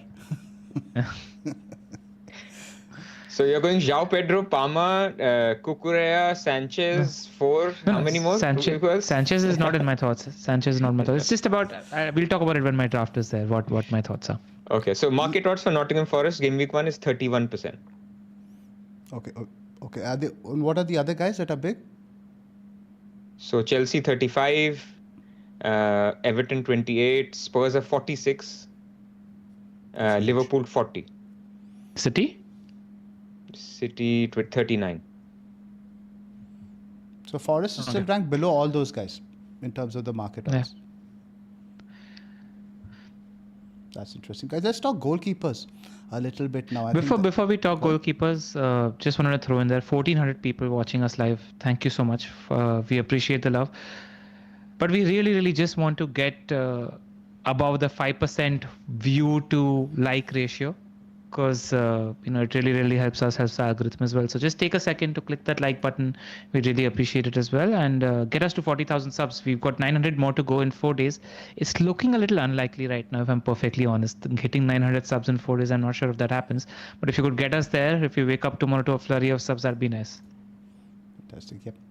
Goalkeepers, man, 5.0 versus 4.5. Now that 0.5 is where I'm struggling a little bit, and that's currently gone to Reinders over KDH. I can make a lot of use of it elsewhere. I'm not very keen to double up on Forest. Where do you guys stand on the 5.0 versus 4.5? Let's talk 4.5 goalkeepers, because ultimately, if we do want to do a minimal spend, who interests you over there, Pras? One. No Like one. Verbruggen, You have to give me at least two names. Kelleher, Verbruggen. Those were the two that jumped out. Perry could be interesting for Leeds, but you're taking a leap of faith on Leeds, which there are higher bars on how Leeds does. They could do very well, and Perry becomes great, or they don't do I that think well. Leeds are going to do much better than Burnley. I know we're all pretty bullish on Steve, but I think Leeds are just generally much better equipped. I watch a large part of their friendly. They look like they are Premier League quality. And I think Elland Road is just going to be a cauldron in every home game.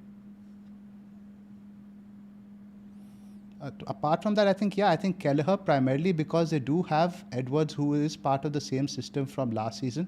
Kelleher is a good shot stopper. We might see a lot of saves, potential for bonus and stuff like that. I think amongst the 4.5s, that's where I'd like to go. Do you agree, LR? Yeah, if you're going Fitness dependent, of course. 4.5. If you're going 4.5, Keller is my pick. Just rate the shot stopper and I rate the back five. And I think in general, Brentford are a bit underrated by everybody, especially defensively. I think maybe the other one is Petrovic that I would have been looking at preseason, but with this defense right now, I just don't feel comfortable going there. Yeah. And in 5.2, Jose Sa is also 4.5. They do have Sam Johnstone still plus on the books, which kind of worries me a little bit. If he leaves, then maybe. Yeah, fair enough. And if you've been following Black Wolf's threads, he's just been going on and on about how defensively poor Wolves have looked all season. Preseason, you mean? Yeah, preseason. Sorry. So, and amongst the 5.0 guys, who are the candidates we're looking at? There's Cells. Oh, by the way, sorry, before you go, Hermansen is also 4.5. Yes. He's priced in now. Yes. So West Ham keeper, not bad. Like people were going Areola before. I think Hermansen is a great shot stopper. But again, fixtures, you can, again, with the keeper, you're looking at a longer horizon, not as much relevant. But I think just prefer Kelleher over there. But even longer horizon, I don't like the fixtures, man. Chelsea, Forest, Spurs, Palace, Everton, Arsenal. It's bad for a pretty long duration. I almost feel like if on the ticker over here, as per difficulty, up to 12. But I don't know, man. Maybe a Potter team keeps clean sheets, but like do I see Chelsea, Forest, Spurs, Crystal Palace scoring? Yes, all of them against this West Ham team. I'm not confident about clean sheets. I get the point you're making. It's actually much better in the second half from game week 8 when they have a few decent games. But yeah, the 5.0s, I think, who are the candidates we're looking at? It's Cells, Sanchez. Trafford really isn't a pick yet. Pep might even be buying. They're in for Donnarumma. Did you see? Bloody hell. And then Henderson, you're not going to go there. But I think the Palace picks are just much better over there. Potentially with Leno also, you have Anderson. I think it's primarily between these two guys that people are looking at. And I think, Pras, you're in the Sanchez camp. LR, you're in the Cells camp.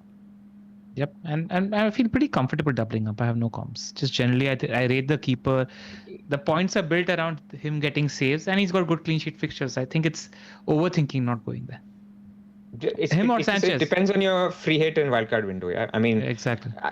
I just talked about it. If you want all 12 weeks, then Forest fixtures after 6 become quite bad.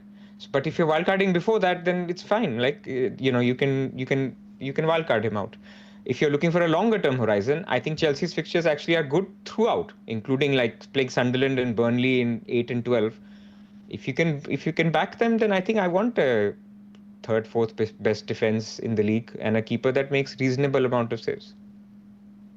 Also, if you're looking for somebody different for a longer term horizon, then I think Henderson's a little bit overlooked in the community as well. He got a lot of 8-pointers last season as a goalkeeper, got a lot of saves as well. So just somebody who's got decent up and down fixtures until Gameweek 12 as well. Maybe he's worth a pop.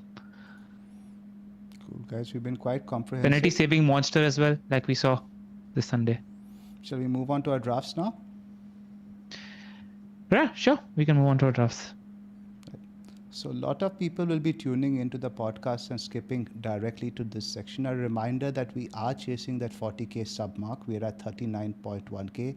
Do hit the subscribe button because we will be putting out our team selection videos. The teams you see over here will likely change over the next couple of days. And a reminder that we will be answering comments soon after the video is published. So hit that bell icon and do subscribe as well. LR, your team. Want me to read it out or can you see it? I'll do it. I've got Sels and Dubravka as my keepers. I've got Munoz, Tarkowski, Murillo, Dorgu, and Electronic Steve as my defense. I've got Wirtz, Palmer, Salah, Reuter, and Reinders as my midfield, and Watkins and Pedro up front with Gyu on the bench. The thinking is having a slightly short-term horizon for the wildcard, which is why I want to try maximizing points in the first 6 to 8 weeks is where I am, which is why I've got double Forest defense. I've got the Defcon monster in Murillo. He actually got a lot of bonus points when he gets clean sheet points as well. So because of his DC potential as well as bonus potential, there's a 10-point ceiling in some of the home fixtures. I'm hoping I spike them in 2 of the first 6 weeks. Tarkowski and Munoz, I won't be surprised if one of them makes way for a Cucurella or a Ait Nouri, just for a different flavor. Otherwise, they'll stick. I'm not too worried about Munoz because I don't think Gehi is as important to that Palace defense as Lacroix at the moment. And I think they've almost future-proofed and future-planned for Gehi and Eze. They'll sign. Yeah, so I'm not too worried about that. Dorgu is somebody I think he's a little bit overlooked and underrated in the community. I'm pretty confident about his minutes, and I think he's almost like my mini Munoz, and I like having some United skin in the game. He's very, very attacking on the other side as well. That's why he's in there. Also rotates well with Reuter. Pras will be proud of that because when he's got Man City in Game Week 3, Dorgu's got Burnley at home as well. So I've sort of looked at a little bit of future planning as well. LR is becoming analytical, man. I can see it. Yeah, Reuter and Dorgu is quite a good rotation. Wirtz, Palmer, Salah, and Reinders in there. Don't need to talk about Wirtz, Palmer, and Salah. Salah will be my captain Game Week 1. I'll see what I want to do with captaincy. It'll be either Wirtz or Salah or Palmer in Game Week 2. Reuter, Reinders, Pedro, and Munoz are my chasing the stars picks in terms of just going for the higher ceiling and ignoring the little bit of flaw. I'm not as worried about minutes about all of them. That said, they are not like 100% secure picks like your Dewsbury Halls or your Andersons. I'm just chasing the stars with all of them. Reuter's played number 9 in the last 2 friendlies for Brighton, and the front 4 in those friendlies in which Reuter played was Minte, Mitoma, Reuter, and O'Reilly. So you would presume that this is Hurstler giving us a hint that this looks like the first choice. That said, I spoke to a couple of Brighton fans as well. I was in John T's DMs as well, and he's like he's either going to play a 9 or a 10 as well if Welbeck plays as the 9. So I do like his versatility. He's a job which means that he's a job header. He's a job header now. Potentially without pens. It looks like O'Reilly might be the one taking pens there because he's got a good penalty record. Just wanted to state that. And just ceiling because I rate their Brighton attack. I don't rate their defense. 6 million out of position for a Brighton striker. I'll take my shot. The pick that I'm really contemplating here is Sarr because I really like his non-penalty XGI. So I'm debating whether I should get Reuter or Sarr. If Rodgers is fit, he might make his way too. Then maybe I compromise one of my 5.5 million defenders for a 4.5 million pick. I don't think I will let go of the upside chasing of Reinders. I think there is a chance he's a next Gundogan. And then João Pedro versus Wood at the moment. Again, chasing the upside with Pedro because Chelsea could be top 3 attack in the league and he could be the number 9 on an end of a lot of chances that one of the top 4 attacks in the league is creating. That's where I'm with my team. Pras, I'll come to you It feels first. very me. I was talking to Ivan this morning when I said it on this draft, and I was like, there's a lot of safety in Wirtz, Palmer, Salah, and Watkins. There's a little bit of short term but high upside in going for Sels, Tarkowski, and Murillo, which are high upside picks in their own right. And then there's a little bit of sexiness in Ruter, Reinders, Pedro, and Munoz as well, which adds to the fun element from a very personal point of view as well. So I feel cozy with this draft as things stand. Pras, I'll come to you first. In terms of X robustness, how do you rate this? I mean, that's what be my thing. Like, if three things go wrong in game week 2, then LR will just take a hit and I'll have a nosebleed. So that's the difference in the way we play. So what are the ones, let's say, you think you might have a problem with? I think let's just take the more critical view on this. Ultimately, I think the backline is as safe as houses. Maybe Dorgu is a potential minutes risk over there. You might have randomly Dalot starting, but otherwise, I think let's say 5 of the back to 6 are perfectly safe. Your Dubravka, Sels, and all that stuff, right? Yeah, agreed. 100%. So looking at the midfield now, Reindeers, again, I don't think we are looking at him as a game time risk. I think it's primarily more of a potential risk, at least in the short term. In the long term, it is a game time risk, right? Yeah. So the more secure picks there would be your Anderson. And would you say Dewsbury Hall in terms of minutes is as secure? Yes, in my opinion. I think so, yes. Yeah. It's too early to say It's for a me. bit of but a shot in the dark, but I think just going by what we have seen and the potential caliber of the player, and I think he is levels better than anybody else in the team in that position. They don't really have a like for like. I think Dewsbury Hall would be the most secure one. And obviously, Jorginho is the one pick, I think. LR does like, I think we had the Tom Freeman example, right? He talks about 10 secure picks and one pick he does like to differentiate. So that's your, I would say, your Tom Freeman midfielder.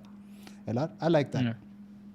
And I've planned this through, right? Like I've kept an eye on Sheshko in game week 3 for Pedro as a potential out. I've kept an eye on Arias and Dewsbury Hall as having options to go down from Ruter or Reindeers if either work. So I do like I've identified the fact that if I do have to go down to picks, there are players there that exist. There's a pool. It's not like a complete desert of no picks at the moment, which is sort of increased my confidence in going for these price points, which are on the higher spectrum of the 5.56 million price points. No, I mean, it's a great draft. Yep. It's Not a good tempted by draft. Tielemans at all, LR? No. I'm tempted by Sarr though. I was very bullish on Palace. Then what has happened in the last 2 days has made me go off them a little. But I think the fixtures for Sarr, these next 3 are potentially, especially 1 and 3 are the transition games. Sarr is the one they struggle against your deep blocks. Your Forest and Sunderland is where Sarr might struggle, but against Villa and Chelsea, he's the counter-attacking weapon. If he starts finding his finishing boots, Sarr has the potential to break his price. And it also feels like a very safe pick. I just think like when you own somebody like Sarr, right? Because he's got like brace potential, you got to be a little patient. Like he might get 2 or 3 2-pointers or 3-pointers, and then he'll spike one game with a 13-14 pointer, which was going to compete with the 4-4-4 of your Andersons, for example, as well. So you have to just be a little more patient if you own somebody like Sarr.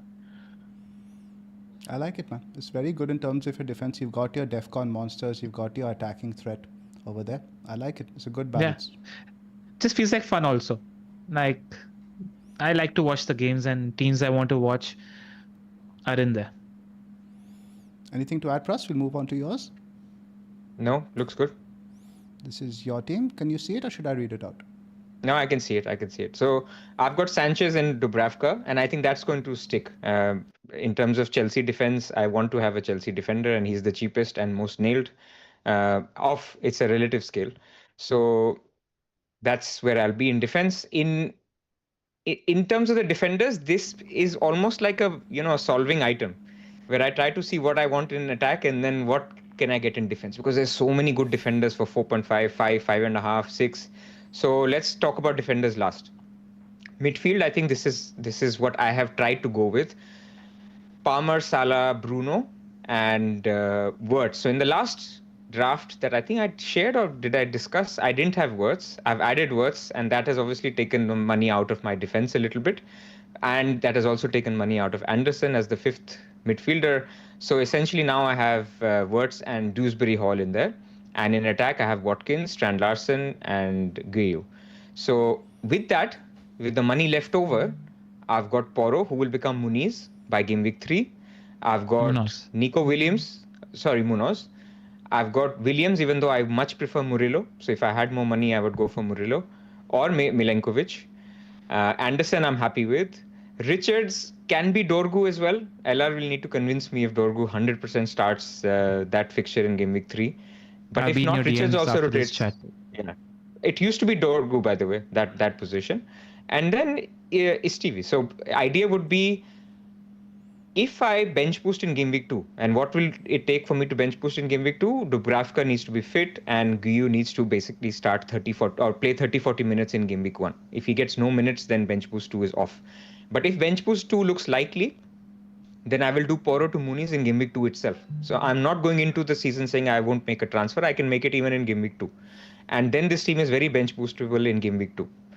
If that doesn't happen and there's doubts about Dubravka, doubts about Gyu, then Poro can stay because Steve can play and Poro can sit on the bench for game week 2. And then this team is also good for game week 2, 3, 4. Idea would be then I don't make a transfer until game week 4. And once game week 4 comes, transfer window has closed, then Muniz comes in. I keep saying Muniz. Munoz comes in, home to Sunderland. And any Palace picks. Because if Eze is still around, I'm interested in Eze. If Mateta is around, I'm interested in Mateta in game week 4. I mean, he will be around, but if Eze sticks around, then Mateta becomes interesting as well. So I want the Palace picks to come in from game week 4 ideally, and because they're then good from game week 4 to game week 12. I have also set up to be more free hit 6 oriented. That's why there's no Man City here. That's why I've not gone very heavy on Forest, because those are the 2 teams I will be getting in game week 6 for my free hit, and Spurs as well. Because Solanke is not fit and we're not starting, I want Solanke in game week 6. So I'm very much setting this up for a free hit 6.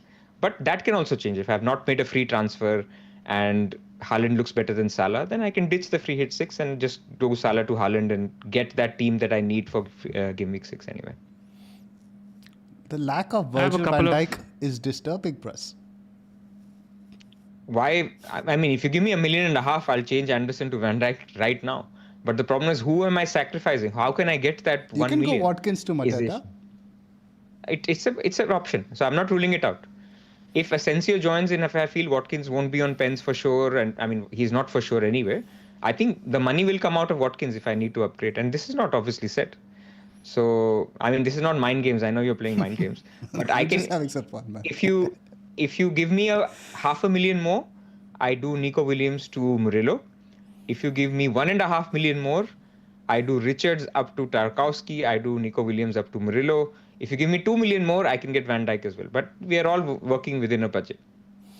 Just a suggestion, it's because we're in the chat with Danny, who's a little flaky on the Sanchez pick in terms of just generally like something to consider. Sanchez, Nico Williams, and Pedro Porro cost as much as Cucurella, Van de Ven, and Sells.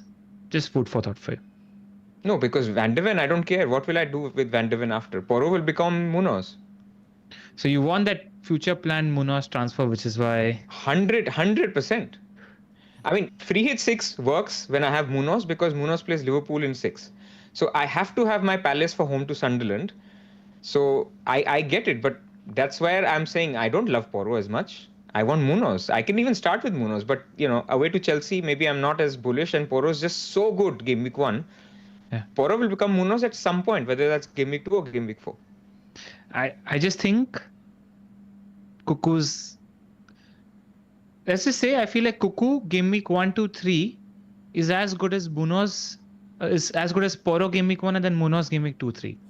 Like just a little bit of an underrated pick because you want that skin in the Chelsea defense game. That's all. Just a suggestion to throw out. That's all. Sure, but Sanchez is not going to go anywhere. So it's going to be double Chelsea defense. I'm not moving Sanchez. Fair enough. Cool. I do like the team overall. I think it's a bit light in defense, but I think again you're playing the DEFCON aspect of it. You do have a rotation in mind, or you're looking to play Anderson in most. I think your Porro and Williams will play in most weeks. Anderson potentially, like for example, the game week 2, that is next week. Would you play an Anderson at home to Manchester United, or would you play a Williams away to a Palace? I just want to understand that. Both will play. STV will play. So Porro won't play. Basically, that's the idea next week. I guess Richards can And in also game week, play. correct. In game week 3, Williams will again play, Porro will play, and Richards will play. Anderson will not play away to Chelsea. So So someone that's who's the looking idea. to set up the same thing, if they need another 1 million, they can potentially use a similar rotation with Porro down to Van der Ven. They could, but then the idea of this team is I have stacked up in attack because when I started with Van Dijk and Murillo, the idea was I'm spending a lot in defense, but I still need to make transfers in defense because I will have Gabriel by game week 7, 100% if he's fit. So if I'm still committing to transfers for a Munoz, for a Gabriel, for possibly a Saliba, then I'm like, let's just start lighter. And then when I know between Wirtz and Watkins who I want, does Palmer need to stay, does Salah need to stay, then I can add more money in defense if I need to after game week 5. That's at least the thinking here. It doesn't mean I'm now shorter on defense. I still think there's a lot of value to be created in defense, but I'm just okay with the rotation until game week 5, and then we take it from there. Yep, you do have the structure What are the where fringes the you're 5.5, not 5, sure and of? the 3 4.5s. Go ahead, Ella, sorry. They're just asking Pras, like he said that there's a bit of the fringe stuff that he's not sure about. Anything that you're sort of debating that maybe we can help with? Well, it's Watkins. I can take Watkins down to a cheaper striker and then put my defense all up. And in that case, everybody will change in defense. Like there'll be a better Nottingham Forest defender. There could be Tarkowski there. There could be, instead of Richards, there could be Lacroix. So I think there's a lot to upgrade in defense if I had the money. But at the moment, I'm thinking, do I need to? Watkins is fine. Like I've got, who am I missing is the way I try to look at it rather than the other way around. There's a lot of good picks. We can't pick our team based on this guy is good, this guy is good. Of course, there's a lot of good players. Who am I missing that I think I will regret not going with? I think it was between Wirtz, Bruno, and Watkins. I've got those three. Salah and Palmer are captaincy options. That's how I've started the draft, and these are the 5 guys I want. Yep. And then how do I build this? That's very apparent. I think you've gone with, you've built your midfield first. I think that then work the draft from there. How do I accommodate Exactly. these guys with a forward? And like having that Watkins over there, because if let's say you go with the 7.5 guys, right, and let's say one of them really goes off, then you'll be searching for that 0.1, 0.2. With Watkins, you can downgrade to anyone bar your Gyokeres, Isak, and Haaland. So that's a good. And there's effective price points point. for every position, right? Watkins can become Gyokeres later, like you mentioned. There's a 8.5 mid in Wirtz, who's looking good, who can fund anything. If Eze ends up staying, Wirtz can become Eze in game week 4. So, or actually, Wirtz has a great fixture in game week 4, maybe game week 5 or game week 7. So there are options around all price brackets, but also I'm not thinking too much in price brackets, Zoph, because the strategy is to take 4 free transfers into game week 4. So then I can do what I want with those things, right? You don't have to have a price point. You can take anyone up and down because you're using 2 or 3 transfers together. Absolutely. Just in case of injuries and stuff like that, it's just nice to have that downgrade flexibility. Yes, agreed. So this has all the higher points that you can downgrade if you need to at a later point. If there's an injury, if there's no injury, I don't intend to make a lot of transfers. I think the one I'm most uncomfortable here is Dewsbury Hall. You guys are more bullish on him than me, where it's just one game sample and it's a team in transition. You don't know his role. If he gets a 65th minute sub, I'll really regret going for him because I'll tell you, you don't need to worry about that. to play. I think Just blame me if it happens. Take my word for it. You don't need to worry about that. I can give you that much assurance. I feel that confident. Then I don't see the negative in the this first few couple of games to build up fitness, you might see 60, 70 only in the first couple, but long term is 90 minutes happening. Yeah. Also, Then just he's gonna generally get also, DEFCON. yeah, macro also like you've got really good backups in Richards and Electronic Steve.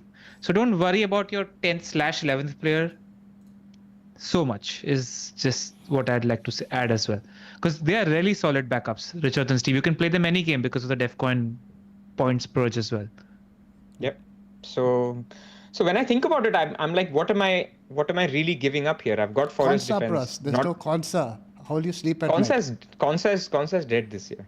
Like I'm sorry, it's like a use and throw type situation. I'm done with It Konsa could now. change. It could change. Like I'm just saying that Emery tells him you play this role now. That's all. But I hear you.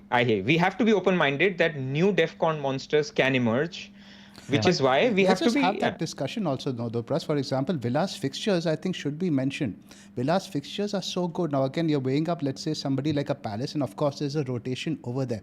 Palace's fixtures, if you look at them, let's say in the first 6 game weeks, there's Forest, that's a good clean sheet fixture. There's Sunderland, West Ham away, not so much. And keep in mind, they're going to be playing And again, in this Conference League versus you have Villa, right? Now, let's say look at their fixtures. Newcastle at home currently without a forward. Brentford also struggling a little bit. Palace not so much. Then you have Everton, Sunderland, Fulham, Burnley. In terms of pure clean sheet fixtures, in terms of the first 7, I think they've got the best in the league. If he had upside, go for Dean.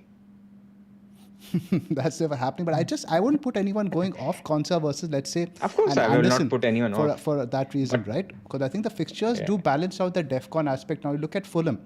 Brighton, I don't think is a great clean sheet fixture. Manchester United, debatable now with the signings they have made.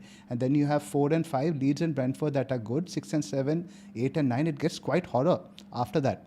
Hey Pras, we just won, man. Zoph has gone from United being a good fixture to debatable now that it's a good fixture. I'm moving the times, man. I don't have any prejudices. I only speak facts. Zoph, I think what I'm trying to say is that now if Konsa keeps a clean sheet, that it's still 6 points. If Anderson keeps a clean sheet, there's a 10-pointer there. So it's also, he could make up for 1 less or 2 less clean sheets with the DEFCON, but you're right. We should not ignore it. But I'm just thinking Anderson is also close to 50% CBIT per game, man. Like, that's just too good. He's in 4.5. If you want a DEFCON monster, then Anderson is a guy. The king. Based on last season. And a good defense. Yeah. And goal threat. He's got everything. He gets good baseline bonus as well. So Anderson, I think at 4.5 is absolutely the standout pick over there. Then you have Richards, Agbadu and stuff like that. Also, Konsa goal threat is a little bit underrated. He's becoming better and better on set pieces. If you've noticed the friendlies also, a couple of times he's gotten his head close to the goal on a set piece as well. Yeah. I was going to say Agbadu is also a DEFCON monster and also rotates really well with Gabriel. So now I'm not ruling this out now that the 2 weeks that Gabriel plays Man City and Agbadu plays Leeds and some other Sunderland, I think. So that rotation also works really well. Then you can start with Gabriel. So if I get more Gabriel FOMO and I get Gabriel love, I could switch to a Gabriel and Agbadu type formation. Get the rotator you were talking about with the DEFCON upside. Exactly. Yeah. Fair shot. Anything else here, guys? That's it.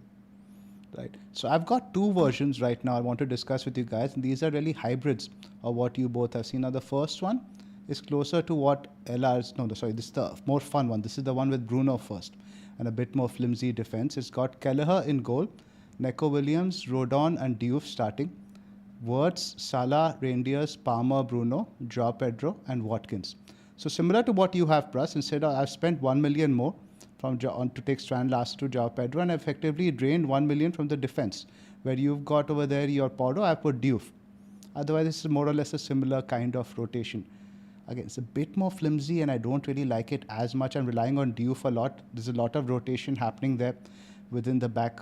But then the decent DEFCON monsters there. Rodon, I also expect him to be as good as Electric Steve. And I think the fixtures are a bit better for Leeds. Can we talk about that? Should we go for Rodon or should we go for Steve or should we go for Hartman? Hartman's a wing-back playing for Burnley who's gained a little bit of traction as well. Are we sure we just want to go for the DEFCON monster there because of this, because of him potentially being a DEFCON monster? Or is Leeds the better team? What are our thoughts there? I think Leeds are undeniably the better team in terms of what we saw in XTC. In terms of purely eye test, I think Burnley, Scotty Parker's style, I don't think is as sustainable in the Premier think it's League. very, very likely that Burnley are the worst team in the league. I think so too. And we've got Dubravka. So like, do we split the risk with Rodon? I think Leeds are good, man. I think Leeds are potentially the best of the 3 promoted sides, and I don't think that's really debatable. Sunderland might get there with the signings they have made, but what we see right now from Leeds, I think they're a good team. It all depends a lot on the rotation, right, Pras? Because when you're looking to play them, like you mentioned, you're looking to cover a Porro. Then you can't do that with Rodon, who has Arsenal away in that week. It's all rotation. But I agree with what you guys are saying. I think there is bigger clean sheet upside, a lot bigger clean sheet upside with Leeds than Burnley. Is Rodon nailed 100%? I went back and I listened to FPL Rhinos on Planet FPL.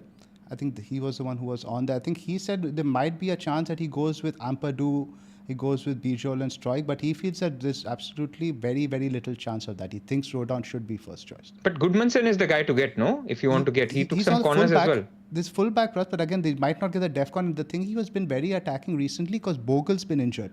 He thinks it's very unlikely that both fullbacks will be given license to attack in the Premier League, so it might be Goodmanson who has to hang back a little more. I might make that shift from electronic to Leeds defender.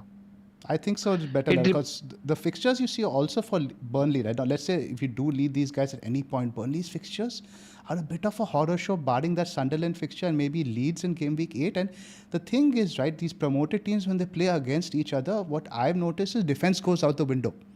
Both teams want to win. I don't think Burnley versus Sunderland is a good clean sheet fixture, nor is Burnley against Leeds. The Burnley against Forest, for example, is a better clean sheet fixture because they're going to deep block them.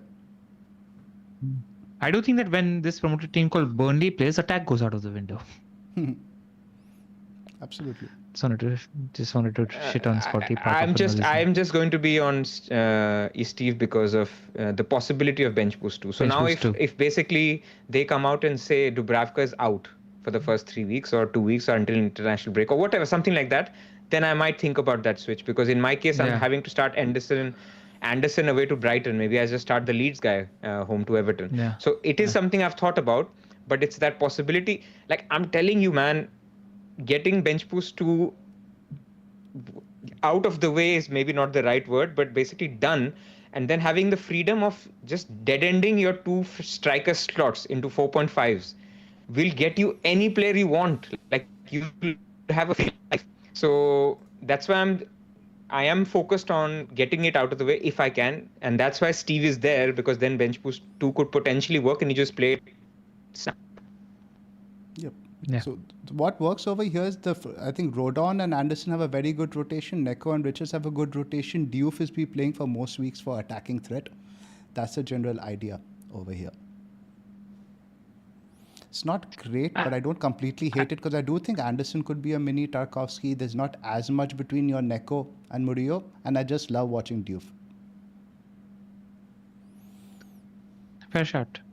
It's all comes down to Bruno. Trouble trusting. It just comes out to Bruno, man. Bruno sucks up so much money, and I'll compare this draft now to the next one. I'll just tell you one statement that comes to me, right, when you showed me the Bruno draft. Can you go back to that? Is that you compulsorily have to play 4 guys at the back, no matter what. And those just look flaky. And that's like 35% of your team. Like it's a compulsory thing that you have to play 4 guys at the back. And it's like you're compromising a little bit there. That's the first impression, I think. There is a compromise, and Bruno will have to do a lot of the heavy lifting to make up for it. Because essentially, what's the difference over here between that version and this one is that instead of Bruno, I've gotten Sarr, and I've upgraded all the 3 defenders. Now you've seen go back over here, you have Williams, Rodon and Diouf. Over here you have Murillo, Munoz and Tarkowski. Anderson and Rodon stay. So those are significant upgrades. Sorry, Pras, you're saying something? No, I'm saying those are like gold standard defenders. But why are you blaming Bruno on it? Why don't you blame Watkins or Wirtz? Because they're not debatable in my team. Bruno, I'm still warming up to him. It'll take some Guys, why don't we go for Bijol if we're not bench boosting in Game Week 1? Actually, somebody in the chat makes a good point. He's the sleeper pick in that Leeds defense. He's got DEFCON potential. Looks 4.5? 4.0. Interesting. We'll have to speak to some Andy Martin on that as well. Yeah, we'll have to speak to a few Leeds fans. Who was our journalist friend? I'll just be in his DM straight. Baron Cross. Baron Cross, we'll speak to him. Yeah, so good shout. Who was that guy who gave the shout? So this stuff again very robust with your Kelleher, Tarkowski, Munoz, Murillo, Wirtz, Salah, Reindeers, Palmer, Sarr, Joao Pedro, Watkins. Now I had Mateta in the Joao Pedro slot, but again I don't want to go Sarr, Munoz and Mateta given what's happening. Porro versus Munoz also is a consideration for us, going with a similar strategy as you mentioned. And what's good with having Anderson in there? Anderson covers Tarkowski's rubbish fixture in Game Week 5 and he covers Murillo's rubbish fixture in Game Week 4. That's Arsenal and Liverpool when he has Brentford at home and Leeds at home. So that rotation is perfectly covered. Now let's say if I get Porro in there, I can chuck in Electric Steve also and cover that as well. Or even cover Porro with, let's say, Anderson at home to Manchester United and keep the Leeds guy. It's not that bad. Or the other option is maybe take 0.5 out of Reindeers to KDH, maybe upgrade Sarr to Rodgers or upgrade Kelleher to the keeper. That's where I'm leaning. But in general, this draft, I think, ticks all the boxes in terms of robustness, because in general, when my backline, when I pick them, I don't like rotation. I like having 3 guys that play every week. And then the 4th and 5th guy, they sit in a rotation to act as a first sub. Now, anytime I need Anderson or Rodon, they're going to be having a home fixture every week. So that's good, talking about your 3-4 points from my first sub every day, even if GUI is dead to us. So it ticks a lot of boxes in that sense. And those are robust subs to have now. There's a little bit of meta conversation also, just because, if you have a decent defender on your bench who's capable of DEFCON potential, you're allowed a slightly flaky Reinders type pick as well, Zoph. In case it doesn't work out at all, you've gotten 2 decent picks from decent defenses who are capable of a 4-point in any game. Absolutely. That's the thinking there. Again, if any injuries happen, suspensions, I don't need to be searching around for transfers. There's decent price points that I can move to. Sar versus Endai was also a consideration, but again, Sar is a bit of a big chance monster. I'm not convinced on Endai as much yet. So just a few fringe players, but in general, as of now, this is the draft I'm feeling a bit more settled on. Would you guys agree? Those upgrades with the Bruno money do go a long way, right? I agree. Like if you want to go Bruno, you have to cut corners somewhere. Pras? Or you should. I have an issue with why you're calling it Bruno money. I mean, you can downgrade João Pedro if you want. Exactly. I mean, downgrade will still get me $1 million. I need $2.5 million to upgrade it. All these guys in.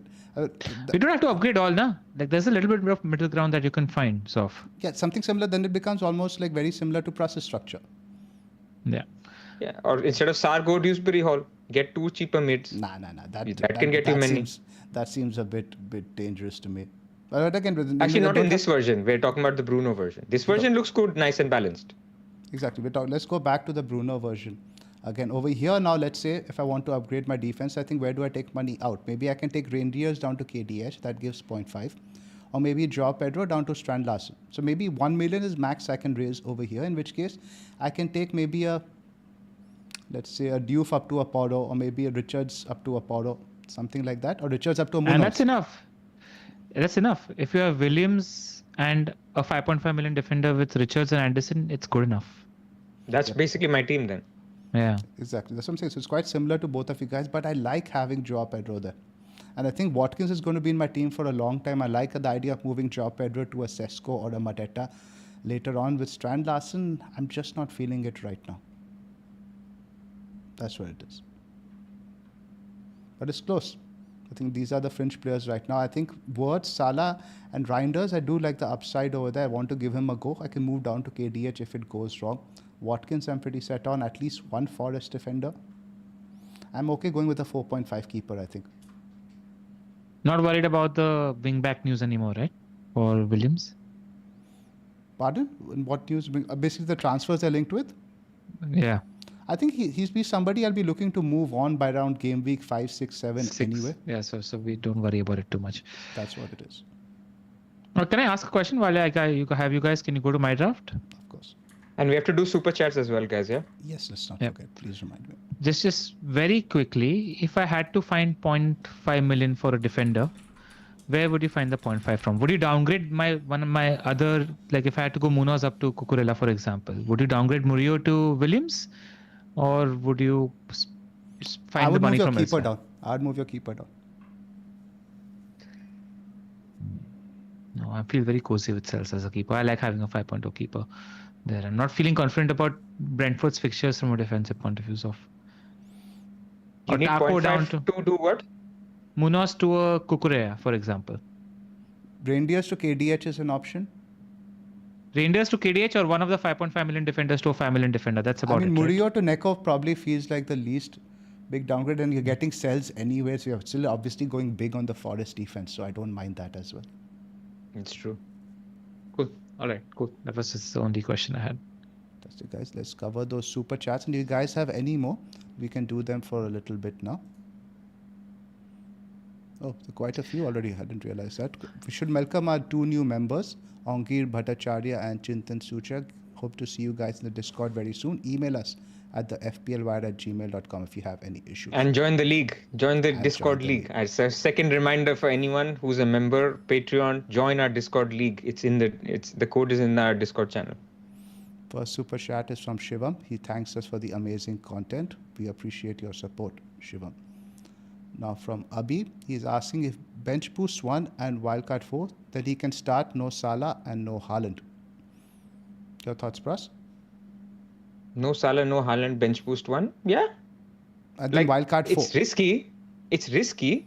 I think the But point he's if you want making to- is he doesn't see a standout captain fixture in game week 2 and 3, or maybe even 1 for Salah or Haaland. I don't necessarily I agree think with it's viable. If you're happy to commit a earlier wildcard game week 4, what are you missing for Salah? You're missing Newcastle away, Arsenal home, and Bournemouth at home. So Bournemouth at home is the one where there'll be a little bit of squeaky bum time, especially because he's playing Friday. Yeah, you could be 30 points down to the field. Let's not.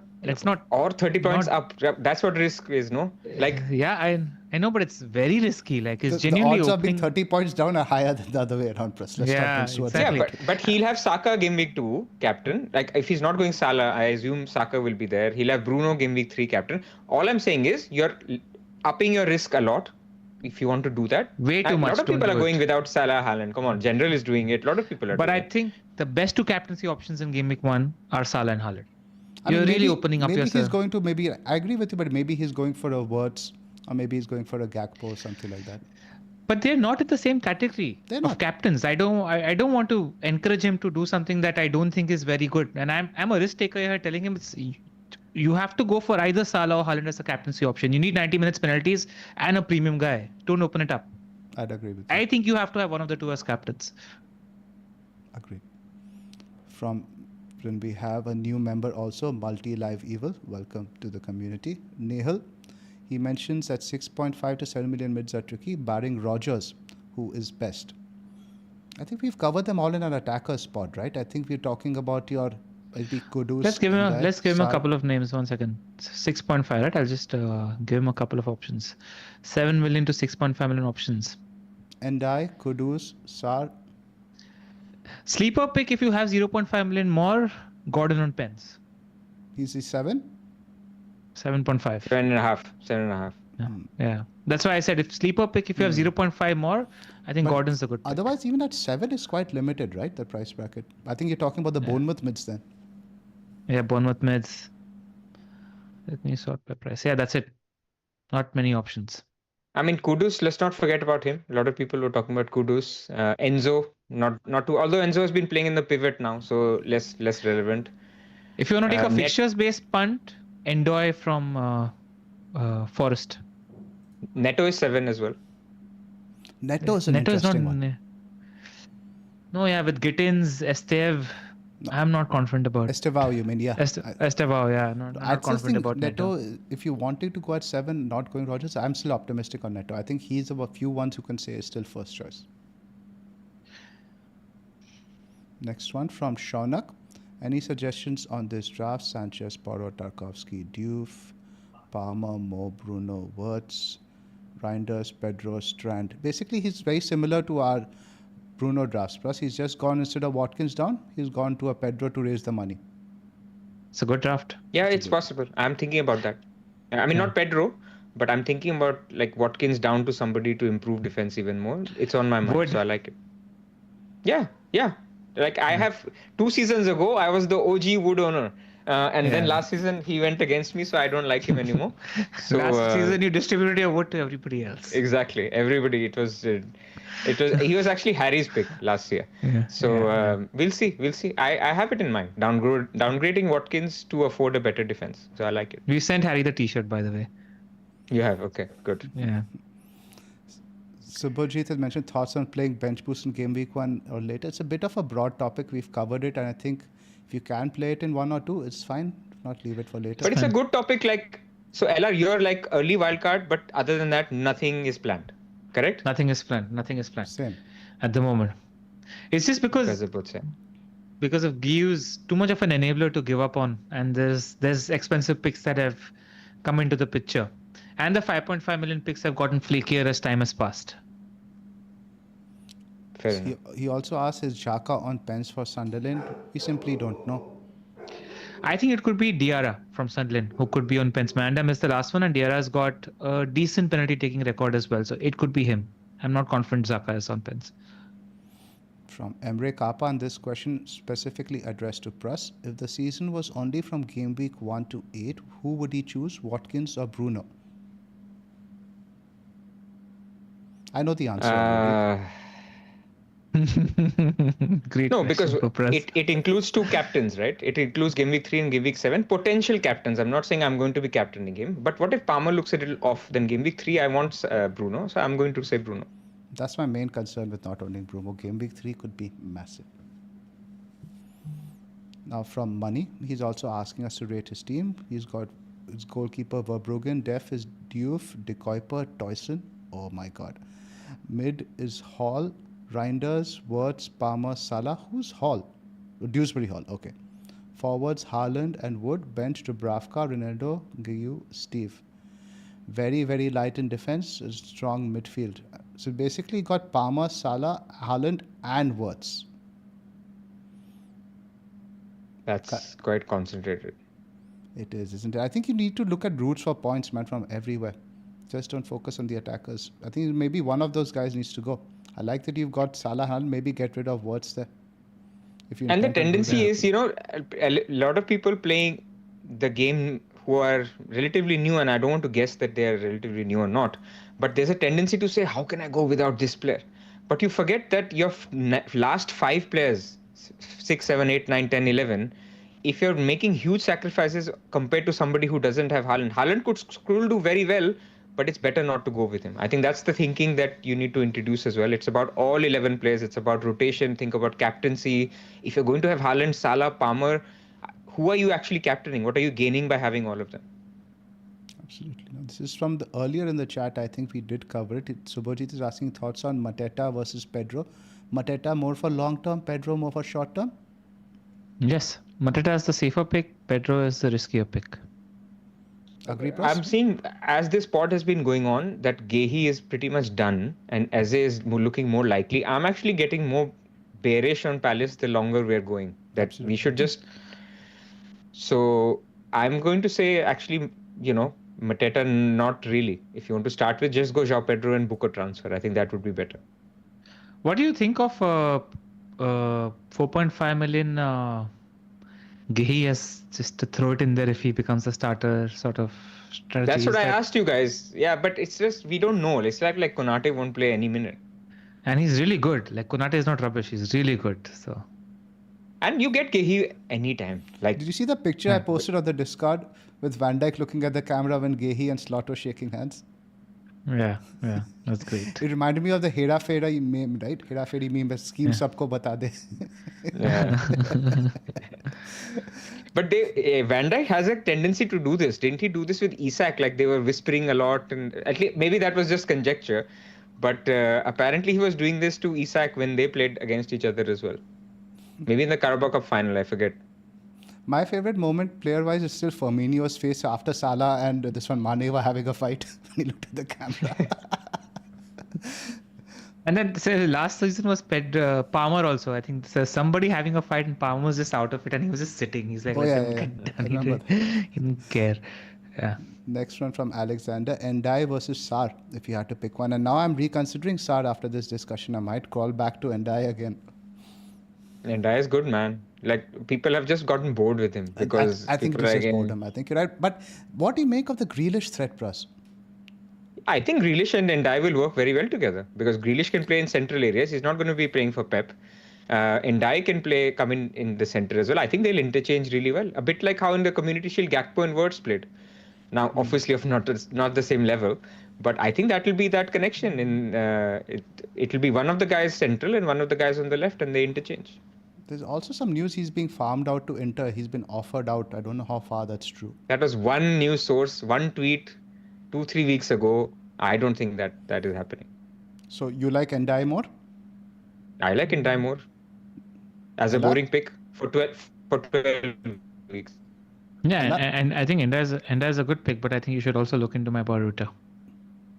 Right. But if you had to pick one, the question says Endai versus Sar, if you had to pick one. Longer term Sar. I have faith in the team and the manager, and that NPXGI data is incredible. I don't think Gehi has as much of an effect on the team as SA does. I don't think Gehi's. I think they had planned to play the season without. And he was also injured, I think, but for both large could parts. go. Point is, both could go. But I think Gay was going to go anyway. Like when that back three is there, Lacroix is the one telling people to sit here, stand there. Exactly. That's future plan. He had 1 year left on the contract. It was almost a given Gay is going to leave the club. agree. I'm not too worried about that. Like I was talking to a couple of Palace fans as well, and they were worried that Gay wasn't going to go because it was their last chance to make some 30-40 million on that position as well. So I don't think that has as much of an effect as SA does. Please Because don't Eze send is in- the guy who's the ball progressor and helps them transition to the other side. Oh etc. man, Solanke is available for tomorrow. We have to do the pod again. we just discussed as if he starts. I've just read the news. Okay, I'm joking. But if Solanke is fit, Watkins is going, I'm telling you now. All right. Yep. Nice. So guys, please don't send in any more super chats. We will wrap up after these last three. Long Ranger is asking about Gordon, and you just mentioned LR. I think he's a good pick, Yeah. Potentially on pens. potentially on But pens. all over the place, Newcastle, no? Like at the moment, completely all over the place. Fans are feeling low. Like it's so sad. Obviously, as rival fans, we don't feel the sadness, but it's sad to see like they've won a trophy after 40 years. They had a great thing going. They qualified for the Champions League. This club should be on the up, but the amount of transfer disappointment they've had on every single target that they've had. Like, look at now Trafford, right? They end up getting Donnarumma, but they couldn't end up getting Trafford, who they really wanted in goal. And it's happened in every position they've been looking at. But So I don't know. but still, Joelinton, Tonali, Gyokeres starting in midfield and flanked by Murphy and Elanga, Gordon playing up front. It's not bad. Like it's a front six that is pretty good, and I think there's a little bit of like I won't be surprised if Newcastle say like screw you. Like the players must be thinking that we're good enough and we'll do this. There might be a little bit of us against the world syndrome. Like I don't think it's like I'm more worried about Spurs than I am about Newcastle. Like that's how I feel about the situation at the moment. Last couple of super chats, guys. From John, thoughts on his team. Says Murillo, Diouf, Tarko. So double up on Forest with Diouf and Tarko. Mo, Bruno, Reindeer, Palmer. So no words. Watkins, Pedro, Fulkrug with on the bench. Dubravka, KDH, Dorgu, Steve. It's a good team. The Solanke is a good play in the mixer, man. The fixtures are so good for him. I just City, don't like Bournemouth, players who have had a limited preseason. And that's something I just told myself after last season. The players who just haven't got the minutes, and his minutes have been, I think, last 1 month he's been out. Yeah. Again, something to monitor how many minutes he gets tomorrow. Plus, if you think he gets 65, 70 minutes, he's in for you. Context dependent, conference dependent. Thomas Frank is actually quite an honest manager. So, Yeah. but if Thomas Frank says he's ready for game week 1, he's in for me. If there are question marks, of course I'm a safe player. But it changes a few things. Getting 2 cheap strikers is no longer an option because you need to keep that money for Solanke. So it increases maybe the idea that you start with João Pedro, go to Solanke as soon as he's ready. So yeah, those are things in my mind. So Watkins to maybe João Pedro and then get that money ready for Solanke. Yeah. We also have to think about maybe keeping money for Gyokeres if he's taking that first pen. Like he becomes a monster pick, Already scored a beautiful goal as well. We don't need to forget him as an option. I'm thinking the point at which you want Gyokeres, like really want him, is either game week 2, but we won't have that information by then. So it's either game week 1 or 6, 7, whenever that happens. At 1 or 7. And by 7, I'm not even thinking about that because at that point, we don't know what the situation is. Is Salah a pick? I can't say confidently that at that time you won't be selling Salah to distribute the money. Is Palmer a pick? So that is so much of a 5D chess that you don't need to play it. You just need to know you need to get your triple Arsenal by game week 7. Maybe you wildcard by then. So that's at least with Gyokeres, that's what I'm thinking. So I don't need to have Watkins in place for Gyokeres. It's nice to say, but there'll be enough transfers and enough things that will come up that you can afford it. I think Solanke more short term, I'm happy to plan for if he's ready. The last one, guys, from Infamous Drago. He's going TJ and Anderson, skipping words of the big 3. I think, can you rank the 5.56 defenders? We've already done this, Drago. Skip to earlier in the pod. But we'll just do it anyway. Yep. We had Murillo up there as number 1. We had Tarkowski. Porro is number 1 or Murillo is number 1 for you guys? Murillo, The first 5. I Murillo, don't right? think Powder would be there now. long-term Van Dijk, man. Come on, let's not ignore Van Long-term Dijk, Van the Dijk. unicorn. No, he's saying Yeah. first 5-6 game mix. First 5-6 Very game. specifically. Okay. Is Then not Van Dijk. Okay, agreed. Yeah. And not Yeah, Gabriel so either. maybe- Cuckoo's up there. Yeah. Cuckoo's up there, man. Think Nuri is about up Cuckoo. there. Bit of a Yeah. shot in the dark, but I know Drago likes a bit of risk. Yeah. These are your guys. All right. I think that should be us for... That's game week 1, 25, 26 in the bin, lads. Like the season's here. Yes. It's here. Yeah. It's here. Can't wait. All right, man. Good luck to both of you. And yeah, man, I think the next time we're going to be talking is next Tuesday, and we will have our game week 1 scores behind us. Yep. But Like, I there don't is think we're gonna content talk coming. about- Let's remind everyone that the team selection videos will be coming. So remember, hit the subscribe button, and we will also be doing very likely a stream on Friday, TBD. Not Take care, TBD. guys. No? Not TBD. We agreed, Zoph. We will. No. All right, you know what? All right. Guys, in the comments, let us know if you all want us to do a deadline stream, and we'll just let that like rule the roost. Oh man, I like getting drunk on Premier League night, man. So let's just have the drunk shoot. Let's do what we do. Cool. All right. All right, take care, guys. Thank you, everyone. Thanks for joining Thank us. you. Do hit that like if you enjoyed the stream.